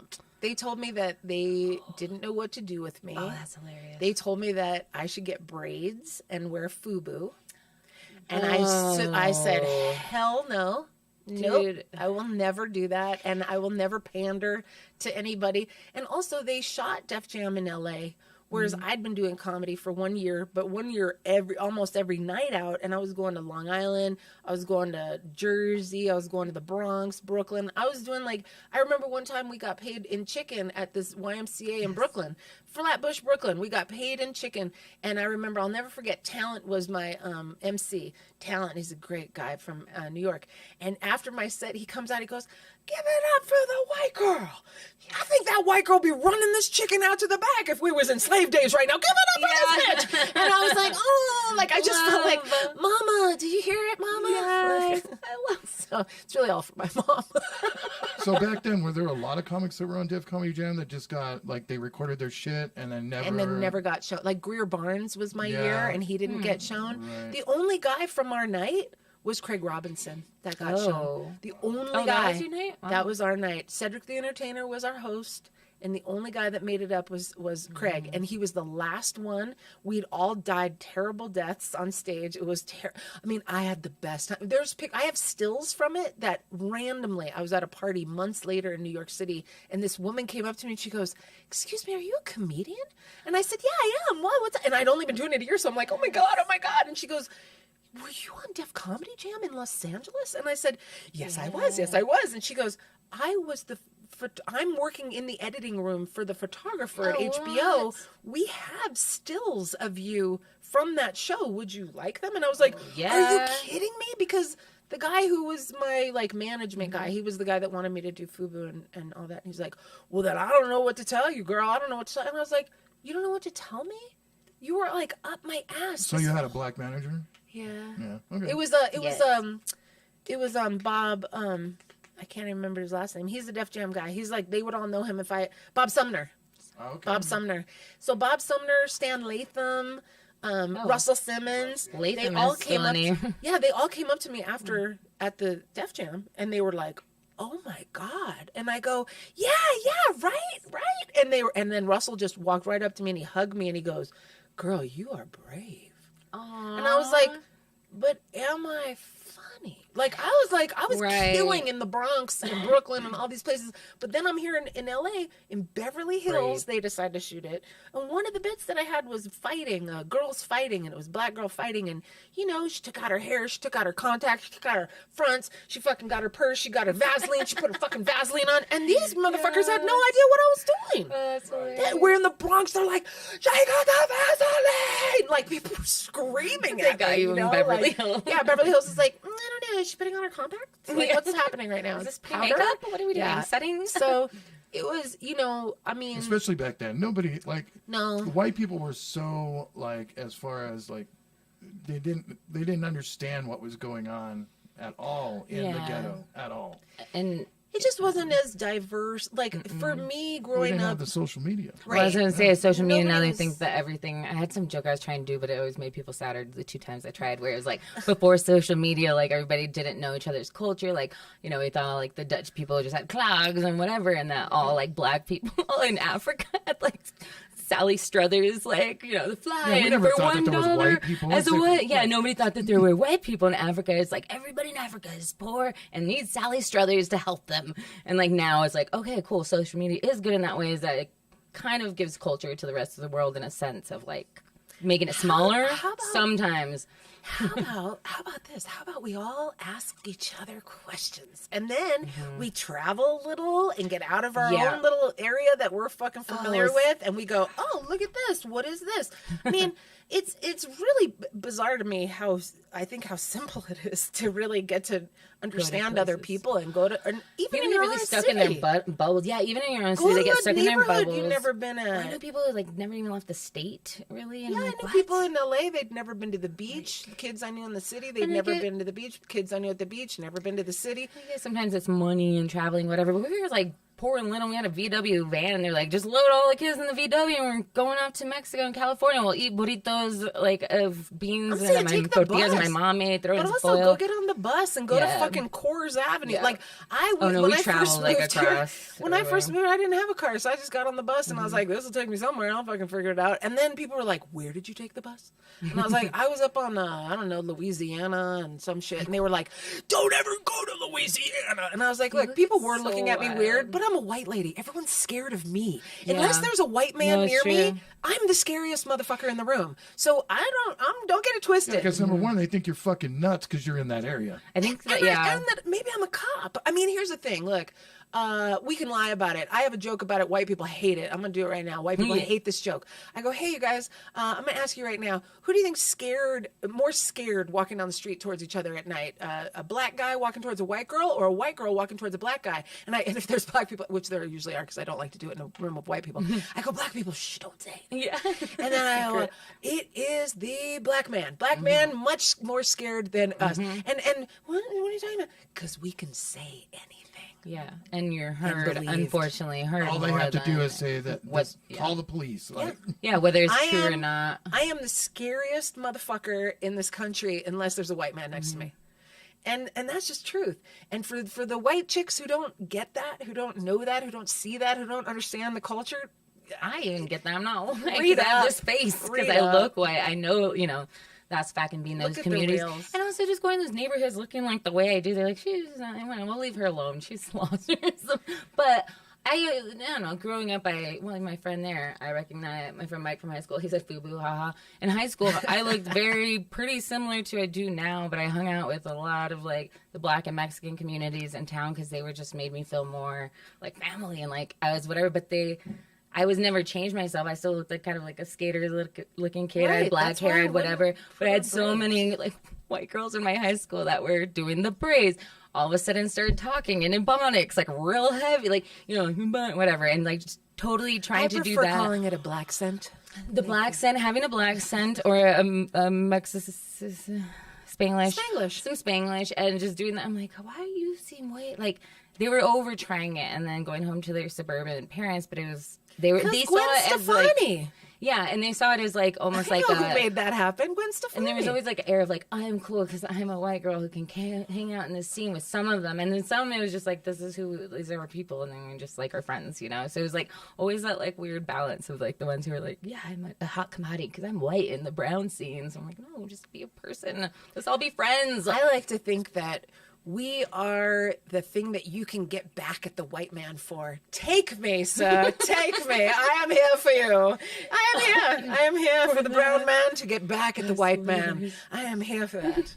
I love it. I may be one of You're the bridging gaps. exotic whites that Josh Fournier talks about. You are an exotic white I for am. sure. I am. And you're bridging gaps. Look at you. From LA to New About York time. to Albuquerque. I don't know what I'm doing here. Yeah, talk about it. Okay, I wait, don't so know. we're at 7:21. We got a little bit of time. You have such a rad story. This is longer. See, she said an hour. This is longer than I an know, hour. but you're so awesome. Are we fine? Thanks. We just have to be there by like 8-ish, 30. I don't know. 8:30. The show's not till 8:30? 9 o'clock. That's right, you're Did you right. want a burger and a soda before you get your show? That's a free chicken, doing my please. commercial. Free chicken.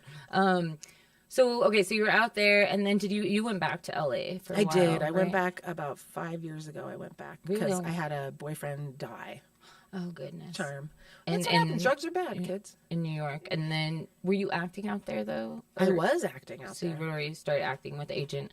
I didn't know if you had started that once because yes, she's also an actress. I've been acting An since I'm a actor. child. I pretended I liked those fuckers. No, I have been acting actually for a long time. Not really. I didn't try to, but I get asked to do a lot of like Fell into really that. serious. I get cast in the most. I've died on screen a couple times. I've fucking. I've like my baby. Yeah. Like shit like that. Oh yeah. I saw some clip where you like A lot of had like a that. fake gun in your mouth Oh, yeah. and things, and then That was a big one. you were in Law and Order, weren't you? Yes, a Uh-huh. nurse. I was a Russian nurse. Yeah. Trying to get a hold of her husband. So Yeah, that's something you it's just very fell exciting. into. That wasn't something that comedy was your first love, or do you also love them both, or is like do you think like My acting mom is was like an a actor. caveat to get your mom? Really? My mom was an actor. That's Okay. how I got into it. So my mom was, and this is going way back, kids. Larry, you ready? She was regular for about maybe 3 months or 4 months on Hill Street Blues. Hill Street Yeah, Blues. going way back, taking it way That's back. way forgot. back. That's like one of the first cop dramas, Yeah. and it won a lot of fucking awards. I forgot that name. the Hill Stephen Street. Bochco's first on the TV. thing. Yeah. That's so rad. yeah, and I was a punk rocker because there's the 80s. And I was punk rock and I was looking all weird. And they were like, hey, what color is your kid's hair today? And she's all green. And they're like, bring her in. So anytime she would get a day on set, if there was a kid that was working on set as well as they had the school there, I would get to come. So that's how I got my SAG card, was being arrested in the background. Rad. Huh? Did you use Kool-Aid to color your hair? That's what we used. No. Oh. We had Manic Panic and Melrose out. You know, I lived on Melrose, so it was like Manic Panic was great. That's very smart. Kool-Aid was they used to Smart Kool-Aid food right now. coloring, I heard. Manic Panic was later. Yeah. Yeah, we had Manic Panic. I just bought some Manic Panic for my daughter. I love how everything's full circle, you guys. Oh my god. So SAG card as a kid then, pretty much. Yeah, I got my SAG card as a kid. So as a teenager, I got this SAG card. So I was able to like work whenever people, and you know, my mom being an actor, I was kind of around a lot of people who were like making things and casting things. And she was in a playwrights festival every summer that she would drag me to. And now that I'm older, I'm like, oh my God, I was with like Sam Shepard and Irene Forness and like these amazing playwrights that were just kind of experimenting and teaching kids at Claremont College for the summer if they wanted to learn how to playwright.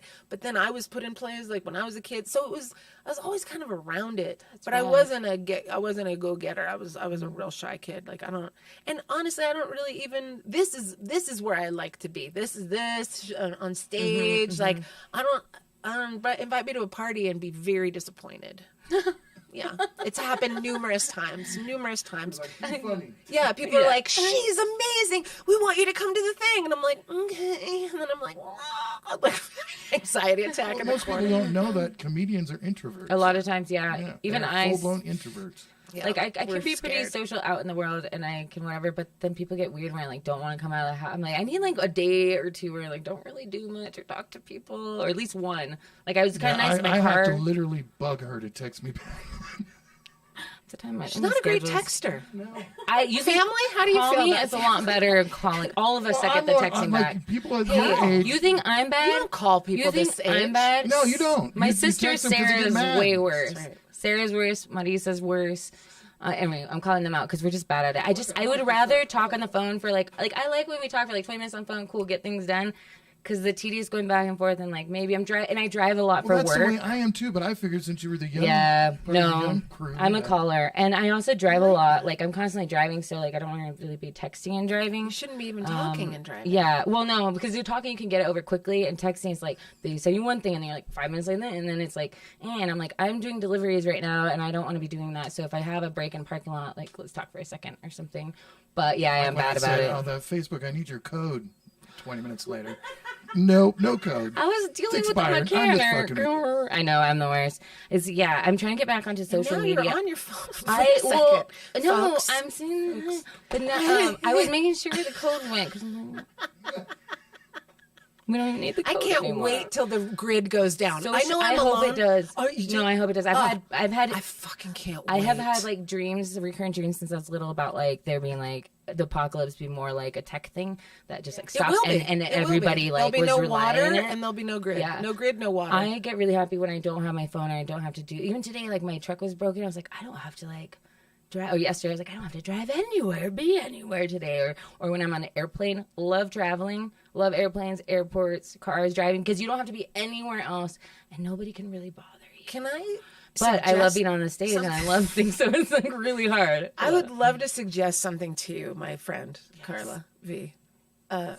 You're in charge of your life. You're in charge of your minutes, your moments, your texts. But I have to text them back. Yes, but the priority... He is a priority, Yeah, and you he's a were priority. sitting at home not having to drive and having me Yeah. come pick you up. So I don't understand why you didn't text him back. But you know, that's your prerogative. Oh, good God! Facebook All I'm post. saying is, the day has a certain amount of hours. Yeah. We have to figure out how many hours we're gonna let other people run, them, Right. rule them. But if you're on top of your thing and you go, "Hey, man, it's Tuesday or what the fuck day is it? It's Wednesday. I'm gonna text you all my shit before I come, and I'll see you in an hour." Boom, and then everybody else. I'm working. I got my show. I'm working. I got my show. I just feel like I let people down, or I'm not going to progress Don't if you I be don't. codependent next to me. Oh, dude, I have issues. We will do therapy right I'm now. going through therapy. That is one thing I've been working on, and I didn't even realize I was that codependent, though. None of us do. None of us I thought do. codependency was about like, oh, I need you. No, I don't even need that many friends or people or a boyfriend. But when somebody's in my life, I'm like, I will drop everything for them, and it's not good because not good. I mean, that's why I'm 35 and Not healthy. still a child because I've just like dropped shit for relationships or dropped shit for whatever, and then been like, oh wait, what do I want?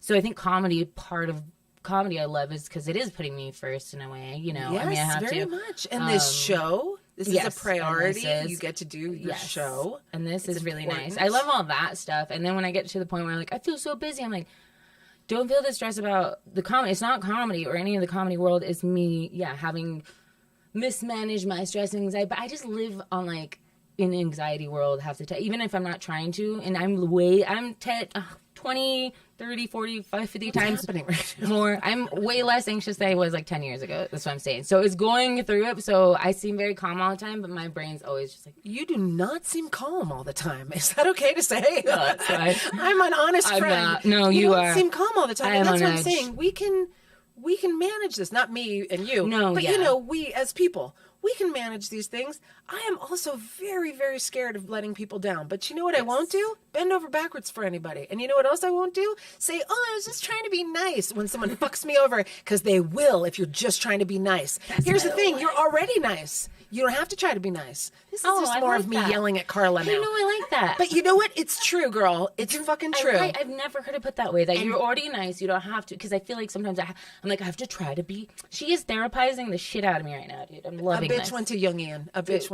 Fuck it. Oh, I dealt with really? my Jungian shit. Yeah, I write down my dreams. Are you kidding me, guys? no, Morning I'm a pages, dream anybody person. the artist's way? Come on. I wake up and journal and stuff every That's morning what's and up. talk about my stuff before I talk to people. I do that. What's up. But I do put aside a time. Yeah, I need to get rid of this codependency of like other people. Like, listen, man, it's a major theme this week. I'm going to say it this week. I've had men and women call me and talk to me. Call me. That's right. We talked and talk to me about how they didn't realize because I'm like, yo, that sounds pretty codependent. And my one friend, who's a male friend, he said, I'm not codependent. I go, well, what you just said to me was you're worried about someone else's happiness.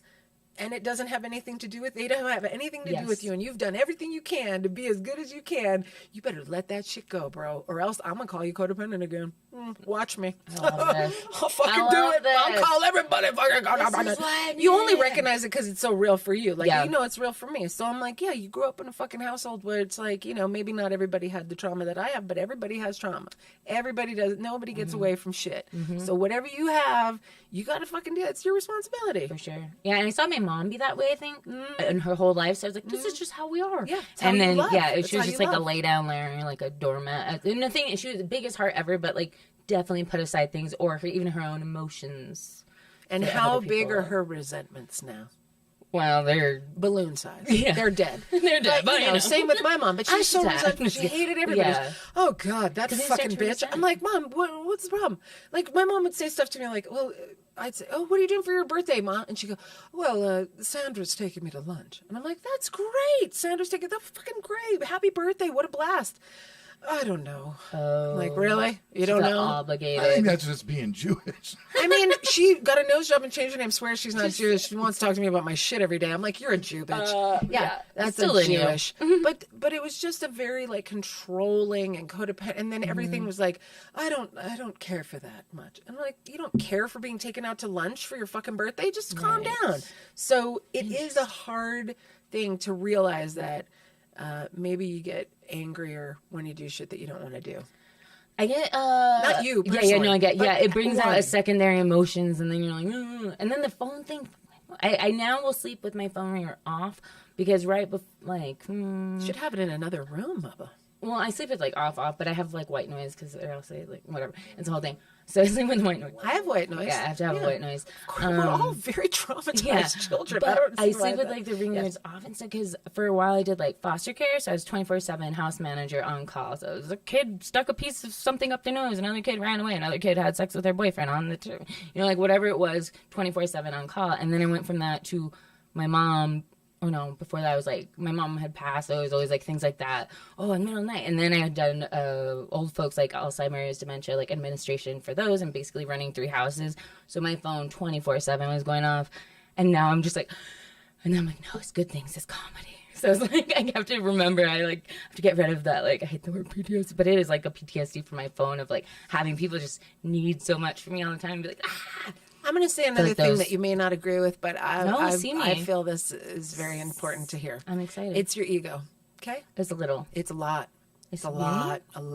All ego. If I was there, they'd be fine. If I answered the phone, they'd be okay. If I showed up, everything be fine. If I was there, it'd be okay. If I took care of it, I know how to take care of that. No one else knows how to take care of it. Me.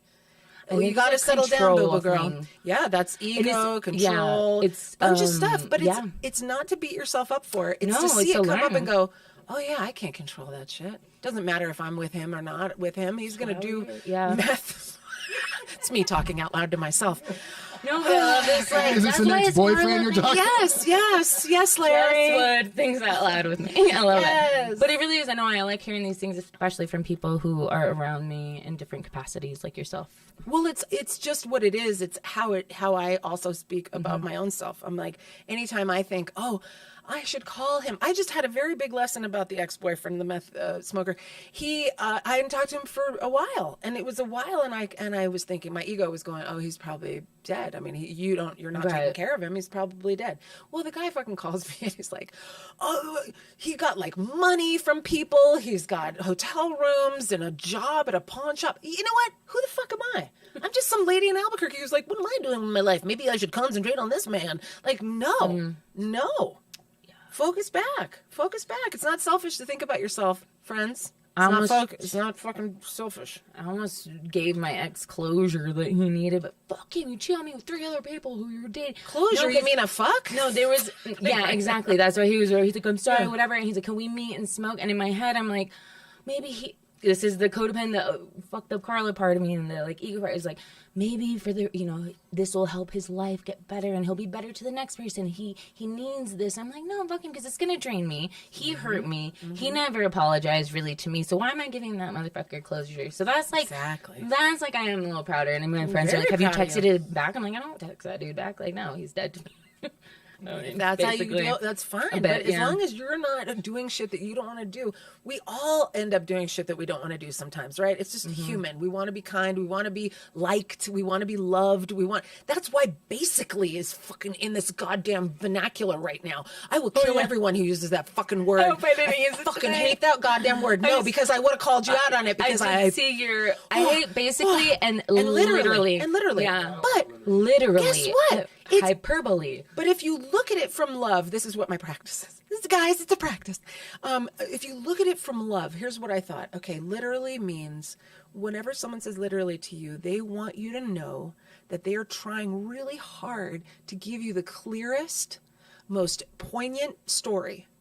Right? Fact. Okay. I literally took them to the beach. Bitch, I didn't need that extra word. Okay, so then now there's basically, right? So basically, I think has become this thing where people don't want you to think that they're going to take a long time.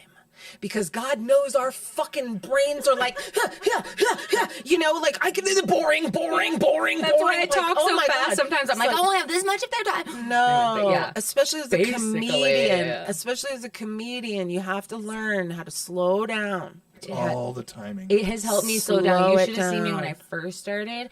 I was just running over all of my stuff, and now I speak slower on stages than here probably, unless it's a quick whatever. But yeah, I had to because the timing. You're just gonna not get anywhere in comedy. Give the audience a break. Like give them a. Sometimes you have to give the audience time to catch up and figure it out. They didn't write it, so they haven't been saying. Yeah, they need to process it because they're not the ones who wrote it. They need to do the math. And I have a lot of jokes where I need to stop.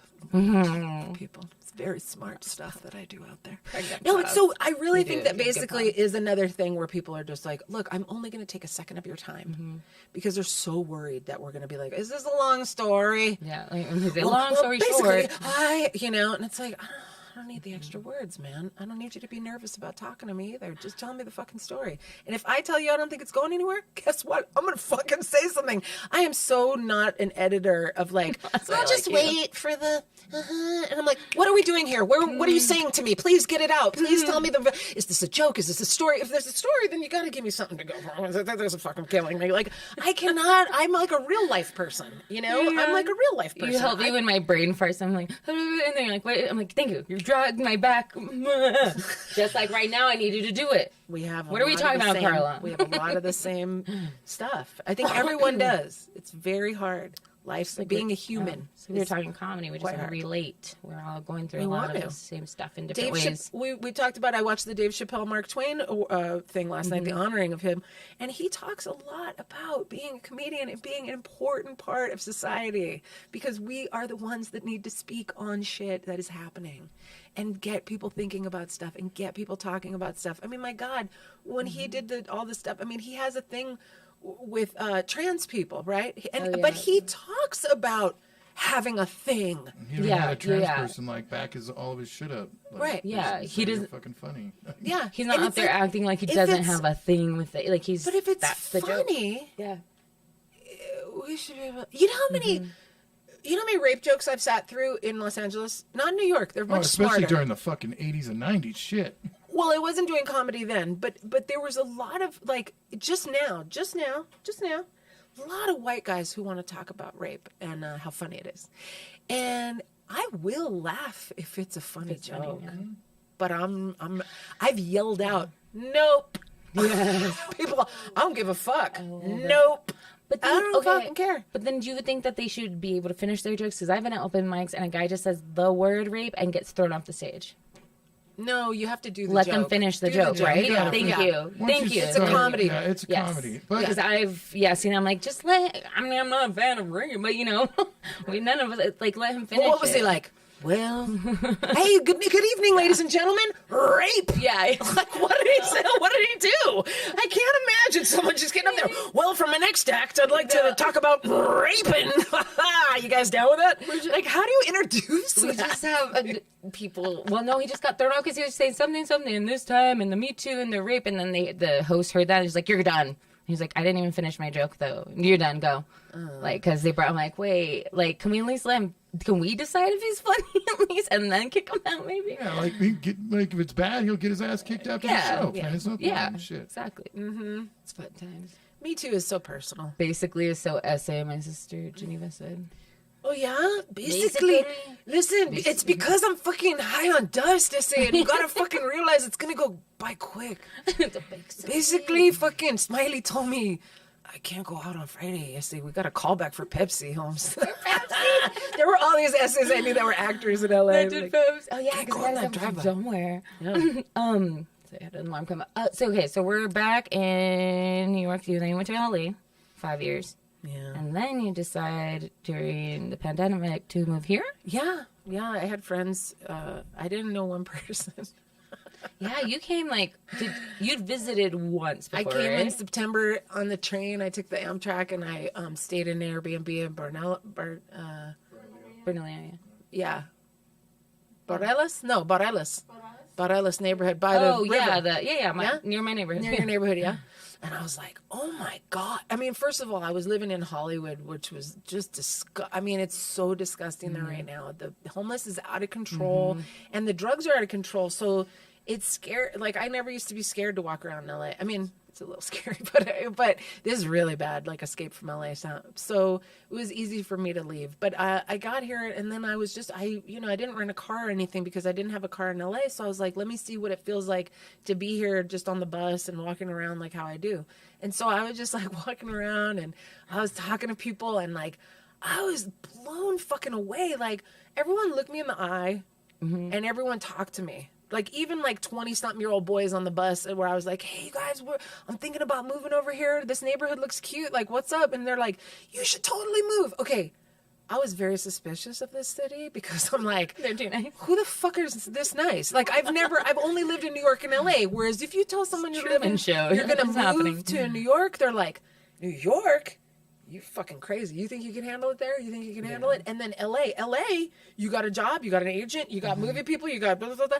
So it's always like all these pretenses for where I've lived.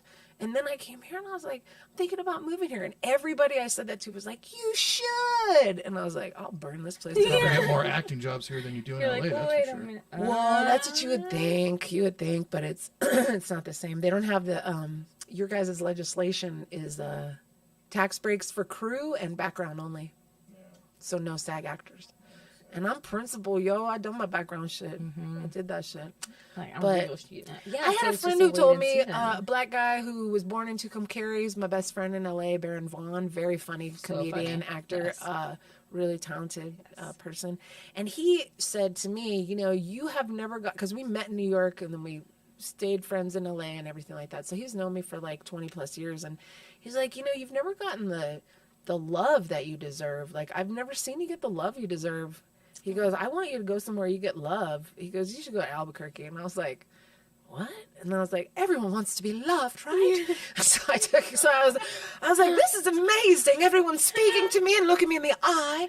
And, you know, I'm very attracted to non-white men. So I was like, oh my God. And all the native men that I saw had like, because in LA, everyone's got like a messy bun, like, what's up, you know? And here, everyone's like high and tight. Yeah. Like all the ponytails were like sleek and like down the back. I was like, I'm going to die. And then I was like, they won't date me. I'm the devil. And then I went back to LA and I was like, I think I'll move. Yeah. And everyone was like, what? I was like, I don't know. I think I'll move. It was pretty cute. Yeah. Everybody's getting out of LA. Yeah. now. LA's Everybody. horrifying. Yeah. It's horrifying. But I like it here, you know? I like it. And I like that people think it's crimey.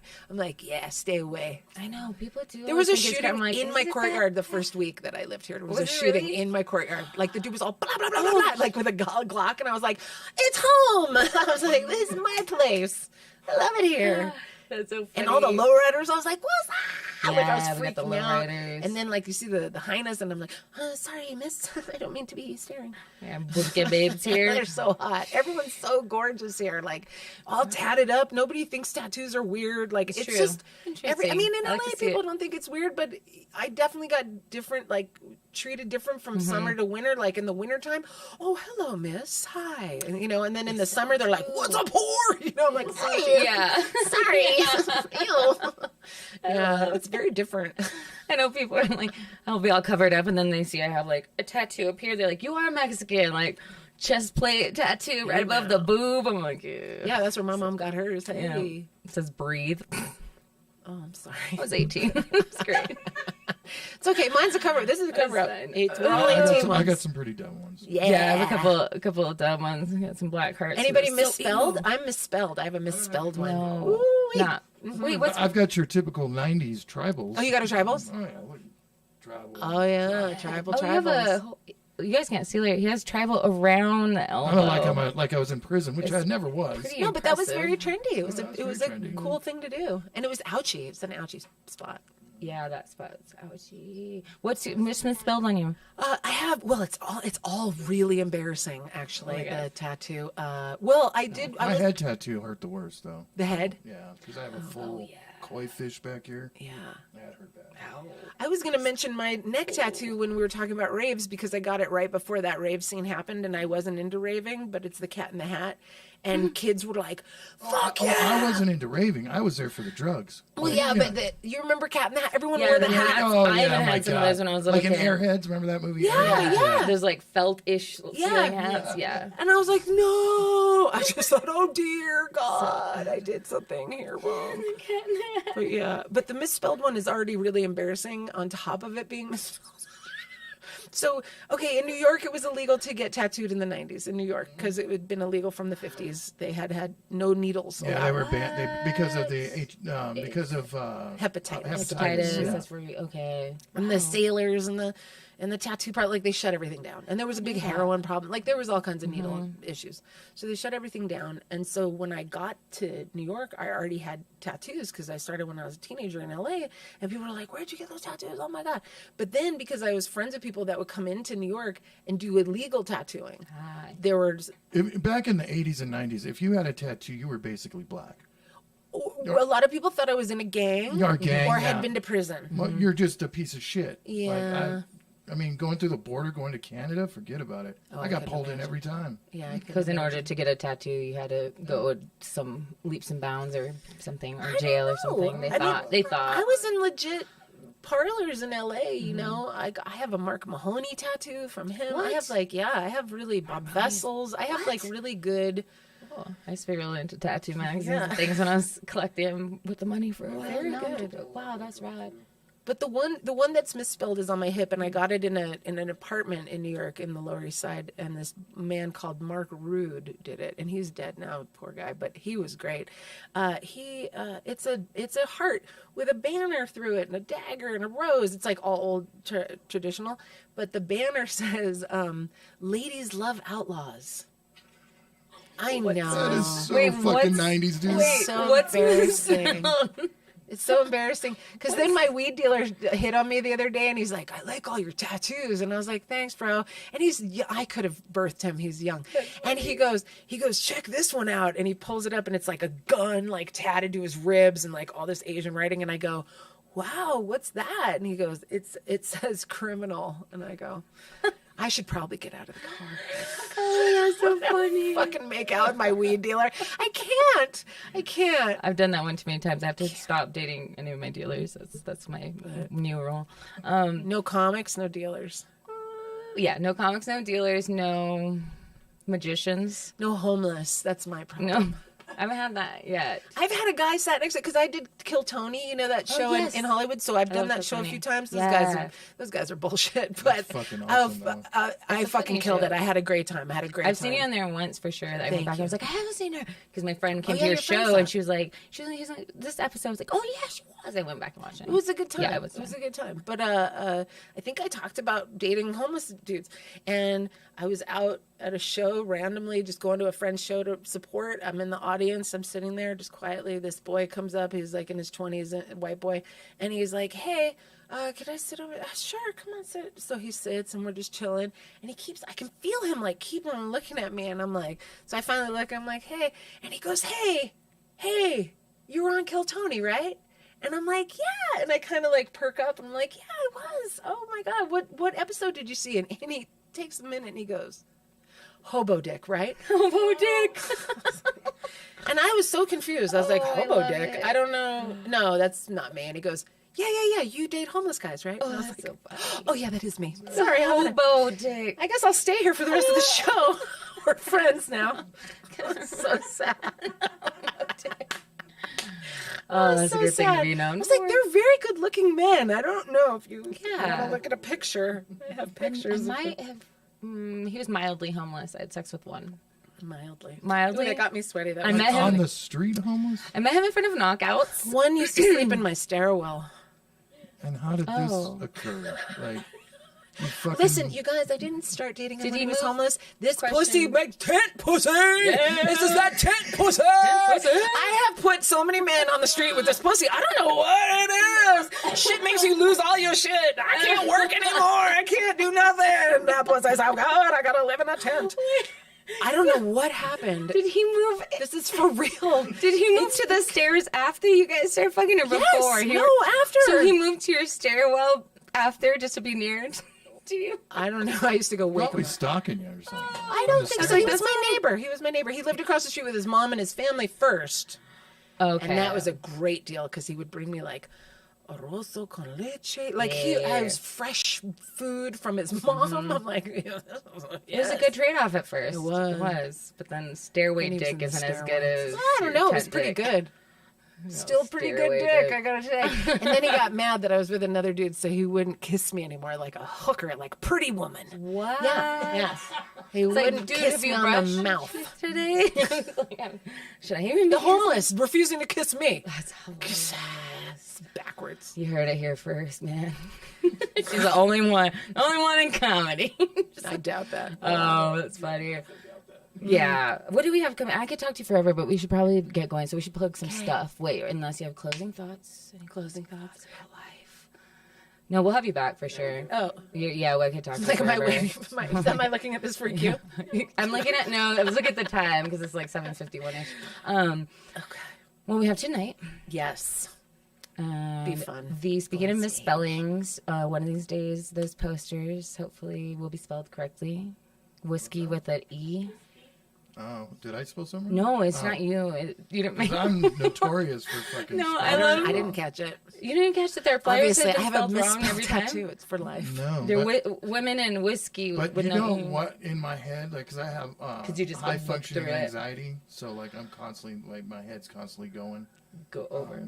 If something like that happens to me, Like, that's the reason why I made another video flyer. Oh, right. Because I said, down at the bottom, it's Carla V. Think Out Loud. It's supposed to be thinks. So that's why I made another one. And I told you to fucking post the one that was correct. I did and you post the didn't know correct you one. did. You posted the other one. No, I looked at the things. I made sure they were, because I almost... Behind the scenes. Did I take it down and repost? Because I know I reposted No, it one was that in was the group wrong. with the whiskey one. You No, posted the wrong well, one. no. No. BTS. Ow. Everybody look it up now and know that I was right. Because I double checked it because I was almost about to do the other one and I re-downloaded the new one for the... And I'll literally, if it's got like 200-300 views, I'll literally take it down to fix something and Fix then it? put it back up. Oh man, That's I how know I'm bad I gonna... am I about- was talking shit out of Whiskey I Taz. don't What's it know. about from? Shout out from Make You Famous New Mexico. Oh yeah, Make You Famous New Mexico. They have, rappers, singers, dance artists, whatever. They're just trying to... Oh yeah, thanks for the support. I saw you retweet our tweet They story. did. Yeah. No, that's them, not him. Yeah. No, I'm pointing at... Them. Oh, them. I thought you were pointing at Larry again. Thank you, Make You... I've done a lot of drugs. Stop it. Yeah, but I'm looking in that one too. I know, but I'm looking in that one too.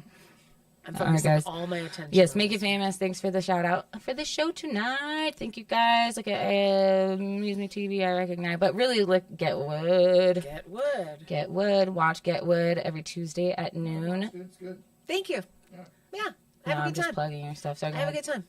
I just Off the talk. I just tell stories from my week, and That's I good. usually do a review. For some reason now, people love when I review shit that I watch. So I now I love just it. shove it in. I'm like, all right, this whole last episode was almost all about Woodstock '99, the It's documentary. a good one because now I know if Got me. I do want to watch it. Because sometimes I I'm like, wanna do I watch want to it, watch too. this or not? I want to watch it too, only because like I remember it. Yeah. You know. My cousins like went to that, but your review gave me like I was like I need to watch this now, like I have a lot of because people it's say, hilarious. Talk but about rape. "Oh Yes. yeah, I do." Talk Talk a lot about about rape. Talk rape. about rape at that show. At that Shit. show, yeah. Oh yeah, A Girl's Gone Wild, and that was the culture Oh yeah, then. There was you the know? Girls Gone Wild. It was a strange culture. Remember the Maxim and Yeah. all that shit? They The talk good old about days? that. The 50 hottest women. You were talking about, yeah, Pam what's Anderson interesting is and all all them. of a sudden they just started to rate us. Like it wasn't, I mean, there was always like, oh, she's hot or she's sexy, Farrah Fawcett, not Kate Smith, right? Like people were like, oh, they had their thing. But it was never like so blatant. I mean, we had some horrible shit in the 80s. Like I remember that, what was the Iranian guy and they had a bullet, they had like a target on his head and Khomeini. Oh, Ayatollah Khomeini. Yeah, Khomeini, and you could like do darts at his thing, and they had no he fat was a chick bad guy. stickers, and like, I mean, there was horrible shit. But I mean, I don't know. I feel like we talked more, maybe. I don't know. Maybe we didn't. There was date rape and Revenge of the Nerds, so we didn't talk. We don't know. We I don't keep know. backtracking on everything I say. I was like, we were talking about the Olympics and Oh, dear. the Simone Simone Blythe. Yeah, Yes, I want to talk about that. Yeah. she was molested by the by the what's his gym name? guy. I Yeah. didn't realize that, and I Yeah. also didn't take Nasser. into consideration Nasser. social media nowadays. Because I was telling Buck, I was like, man, fuck that bitch. Like, she needs to suck it up and all this other shit. And then he like said, well, you know, we don't have social media like we used to. And I was like, oh yeah, I forgot about all that. Yeah, And it also, was we didn't know wild. that almost all of the women or children on the gymnastics Yeah, they were all team getting raped. were getting raped, and then having to go and be like, ta-da! know. Like, oh my God. Wild. And we're frightened of gang members. Like, my gang member friends are the most respectful. And they would beat the calm. fuck They out would of any fucking rape. Yeah. kill a rapist. They would kill a pedophile. They would, and that was the reason that LA, to go back to the LA thing and it getting so bad with homeless and all this stuff, about 5 years ago, just when I was moving back, they had a thing LAPD put into place where it was, if you were now your cousins are going to hate this, there were 4 or more Hispanic men walking together, it meant they were in a gang automatically. Yeah, I do remember that. Automatically. Yes. And they would lock them in fucking jail. And And they what could that- keep them for 30 days without saying shit. and what that did was it helped clear them all out of the real estate where they wanted to crazy. build and gentrify. So now, That so growing up insidious in is 80s and scary. 90s in LA, I knew the homeless were in downtown. That was it. Downtown and maybe Venice Beach a little bit. But the gang members were so adamant about keeping their neighborhood clean and tidy and fucking, no, we don't, you Not only don't that, fucking. protecting their neighbors Yeah, and shit. and always being like, nah, dude, take it fucking away. Yeah. So even the neighborhood that I just moved from in Hollywood, it was all 18th Street and Clanton, and there was all these gangs that were around. And so there was no homeless between, there was like a square mile where these guys and girls all lived, and I happened to live right smack in the middle of all of them. And I knew, I was like, I used to come here with my friend. She was a crackhead, and it was crack in 18th Street. Now it's meth in 18th Street. So it's but it's still remained the same, where they don't take that for their it's like a respect thing for their neighborhood. Yeah, exactly. But there's no more gangs. No more heroin, fentanyl. It's all fentanyl and meth, and it's getting people really. Heroin was really the good old days, up, not fentanyl. It's like, No, that people is are dying. It's not the things that they tell us it is. It's always more insidious than it is. Just like with these athletes and things, it's just our culture is so weird. All the scariest stuff is very like, ooh. Well, we think we call things scary that aren't, and then we call things great that are horrifying. Exactly. You know, living in California, like as a little kid, I grew up in Corona, and then as a middle school, high school, I was in Riverside, but like. I was never afraid to walk through my neighborhood. Like, those guys weren't going to hurt me. Right. Like, Exactly. Yeah. Even here, people are like, you live downtown? You live near Barelas? I'm like, these are my people. I don't know what you're talking about. Like, I feel more comfortable here than anywhere else. And even in the war zone, I mean, I went out there, ignorance is bliss and everything, but I had all this food from my new neighbors that they gave me, and I couldn't eat all this food, and I wasn't going to throw it away. So I just bag it up in little baggies and walk all up and down around Central and over by the Walgreens. And there were so many homeless. I was like, oh, this is cool. I could give these people some food. And people were real gracious and everything, but this one chick, she's a young chick. I go, hey girl, and she goes, what? And I was like, oh no, seeing if you're hungry. She's checking on you. Oh yeah, I am. Thanks a lot. I was like, oh fuck, you gotta be strong when you're on the street. You gotta be strong when you're on the streets as a fucking woman, And I was like, ready to. Okay, cool. You have to learn how to act in the city. You can't, you can't be. You can't act scared either. Well, not because you can't act scared because then you're a target. Yeah, exactly. I Even feel like walking. fake is bad here. I feel like fake is bad. Yeah. Like a fakey, like, oh hi, oh my god, this is great. Like everyone will be like, I'll fucking kill this bitch on the way out. Like we're nice here, but we're real. I feel that's what I keep encountering. Like even on the bus rides that I would take and stuff like that. Like I had a couple dudes hit me up with like a bedroll, like a native dude, like, oh, you're very beautiful, and I'm like, oh, thank you. And he, do you have $1? I'm like, I'm on the bus, bro. And he's like, very good. Very good. Same position. Yeah. And I'm like, and he's like, also here. Yeah, very good. And I'm like, yeah, very good. We're here. Very good. Fucking compliments, bus rides. We're all good. This is blessings. Are you kidding me? I don't have $1, but we're good. Like, oh Lord. So great. So I just keep it real. Keep it real. We're gonna go keep it real soon. Do you have any other dates to plug or anything, or any of the projects or things you wanna? Girl, I live jaded. Say no, I don't know. I'm trying to book some stuff over in Denver right now. I don't know. I've never been there to the exotic whites. I've not been up that way either. Fun. Another place that's really hot right now. Where at? Arizona. Mm-hmm. I was just in She Arizona. was just there doing shows there. I like the shows. I didn't like the place. Yeah, I don't. I feel it instantly. As soon as you cross that border, I'm like, it's red. It's red. There's white people with guns that want to hurt me. I like Tucson. Tucson is chill. Flagstaff is cool, but mostly Phoenix and surrounding areas is like a little. It sucks, but yeah. So Illuminated Day we have tonight. Go to Hall of Spirits. We'll be doing these like monthly shows, once a month or twice a month. If you haven't been to Hall of Spirits, I mean, as far as an all-women show, it's good. It is. I was there like a month ago. Yeah, something like a month and a half ago. Whenever the last. I was shocked when I walked in there. I was like, "Fuck, there's a room. lot of fucking people here." There were a big lot room, of people. good energy. Yeah. So we'll be Marie doing does a great fucking job. She fills out these. Yes, She's shout out got to a New York energy, man. She's got that. Totally. She brought it back. Oh, yeah. She totally does. Killer. She's like, I you're love two it. in the way. I was like, are we wasting time here talking about one thing when she should be on the next thing? Anyway, yeah, I would love her. But Amory Castillo, check her out. Part-time bro. She'll be putting on shows. I have a show Saturday at the Black Cat Cultural Society, I believe. Anyway, it's Bear's birthday. Well, if you go to Carla Vasquez. Yeah, just go to Carla Vasquez Comedy. I wouldn't then, and then doing that more. I know. I've been doing it on shows and open mics to be so proud. I'm just like carlavasquezcomedy.com. So yeah, Carla Vasquez Comedy. I have another show Monday too at Sidewinders. Just check it out. It's all there. Come back next week. Carla V Thinks Out Loud. Going to talk to Larry about some possible guests. One of them might be Miss Albuquerque. Might be a different crowd, and get a non-comedian in here and see how she feels. Just kidding. No, Miss Albuquerque, who's about to be going up for Miss New Mexico on, I think, the 14th of next month. So I kind of want to get her in before about the pageant and stuff. She's been a real big support of like the comedy scene. She's been coming out to all the shows and Yeah, she was out to a couple shows. yeah, she's really sweet, Felicia. So give some support to her as well. But yeah, come back next week and we will see you soon. I'm Carla Vasquez. Jess Wood, what is your oh yeah, you have a You do have a website. Get Jess Wood. Get Jess Wood, that's what it was. Yeah, thanks. Get GetJessWood.com. I don't know how much I Check out our podcast on Instagram. It's fucking It's funny. so fun. Thanks. It's so fun. Yeah, Tuesdays noon Mountain Time. Yes, I love Or it. is it? Yeah, it's noon Yeah, Mountain. in Mountain Time. It is good Probably stuff. should change it after the pandemic. People getting back to work. Like for all of us who are still working from home at noon, take a little break. We'll be with your friend Jess. For all those comedians like me who wakes up at noon, it's Yeah. perfect for my coffee. Perfect. That's perfect. Thank you so much for coming. We'll have to have you Thank back. you. It's a blast. Jess Wood? Yes, definitely. You have so many more stories I want to pull out of you. Oh, So appreciate you sharing everything and being so open all the time. I'm Carla V. This is Carla V Thinks Out Loud.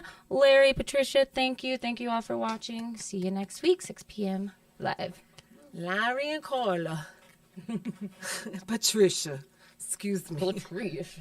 Oh, my ears were sweating. Yeah, sorry, that went for you.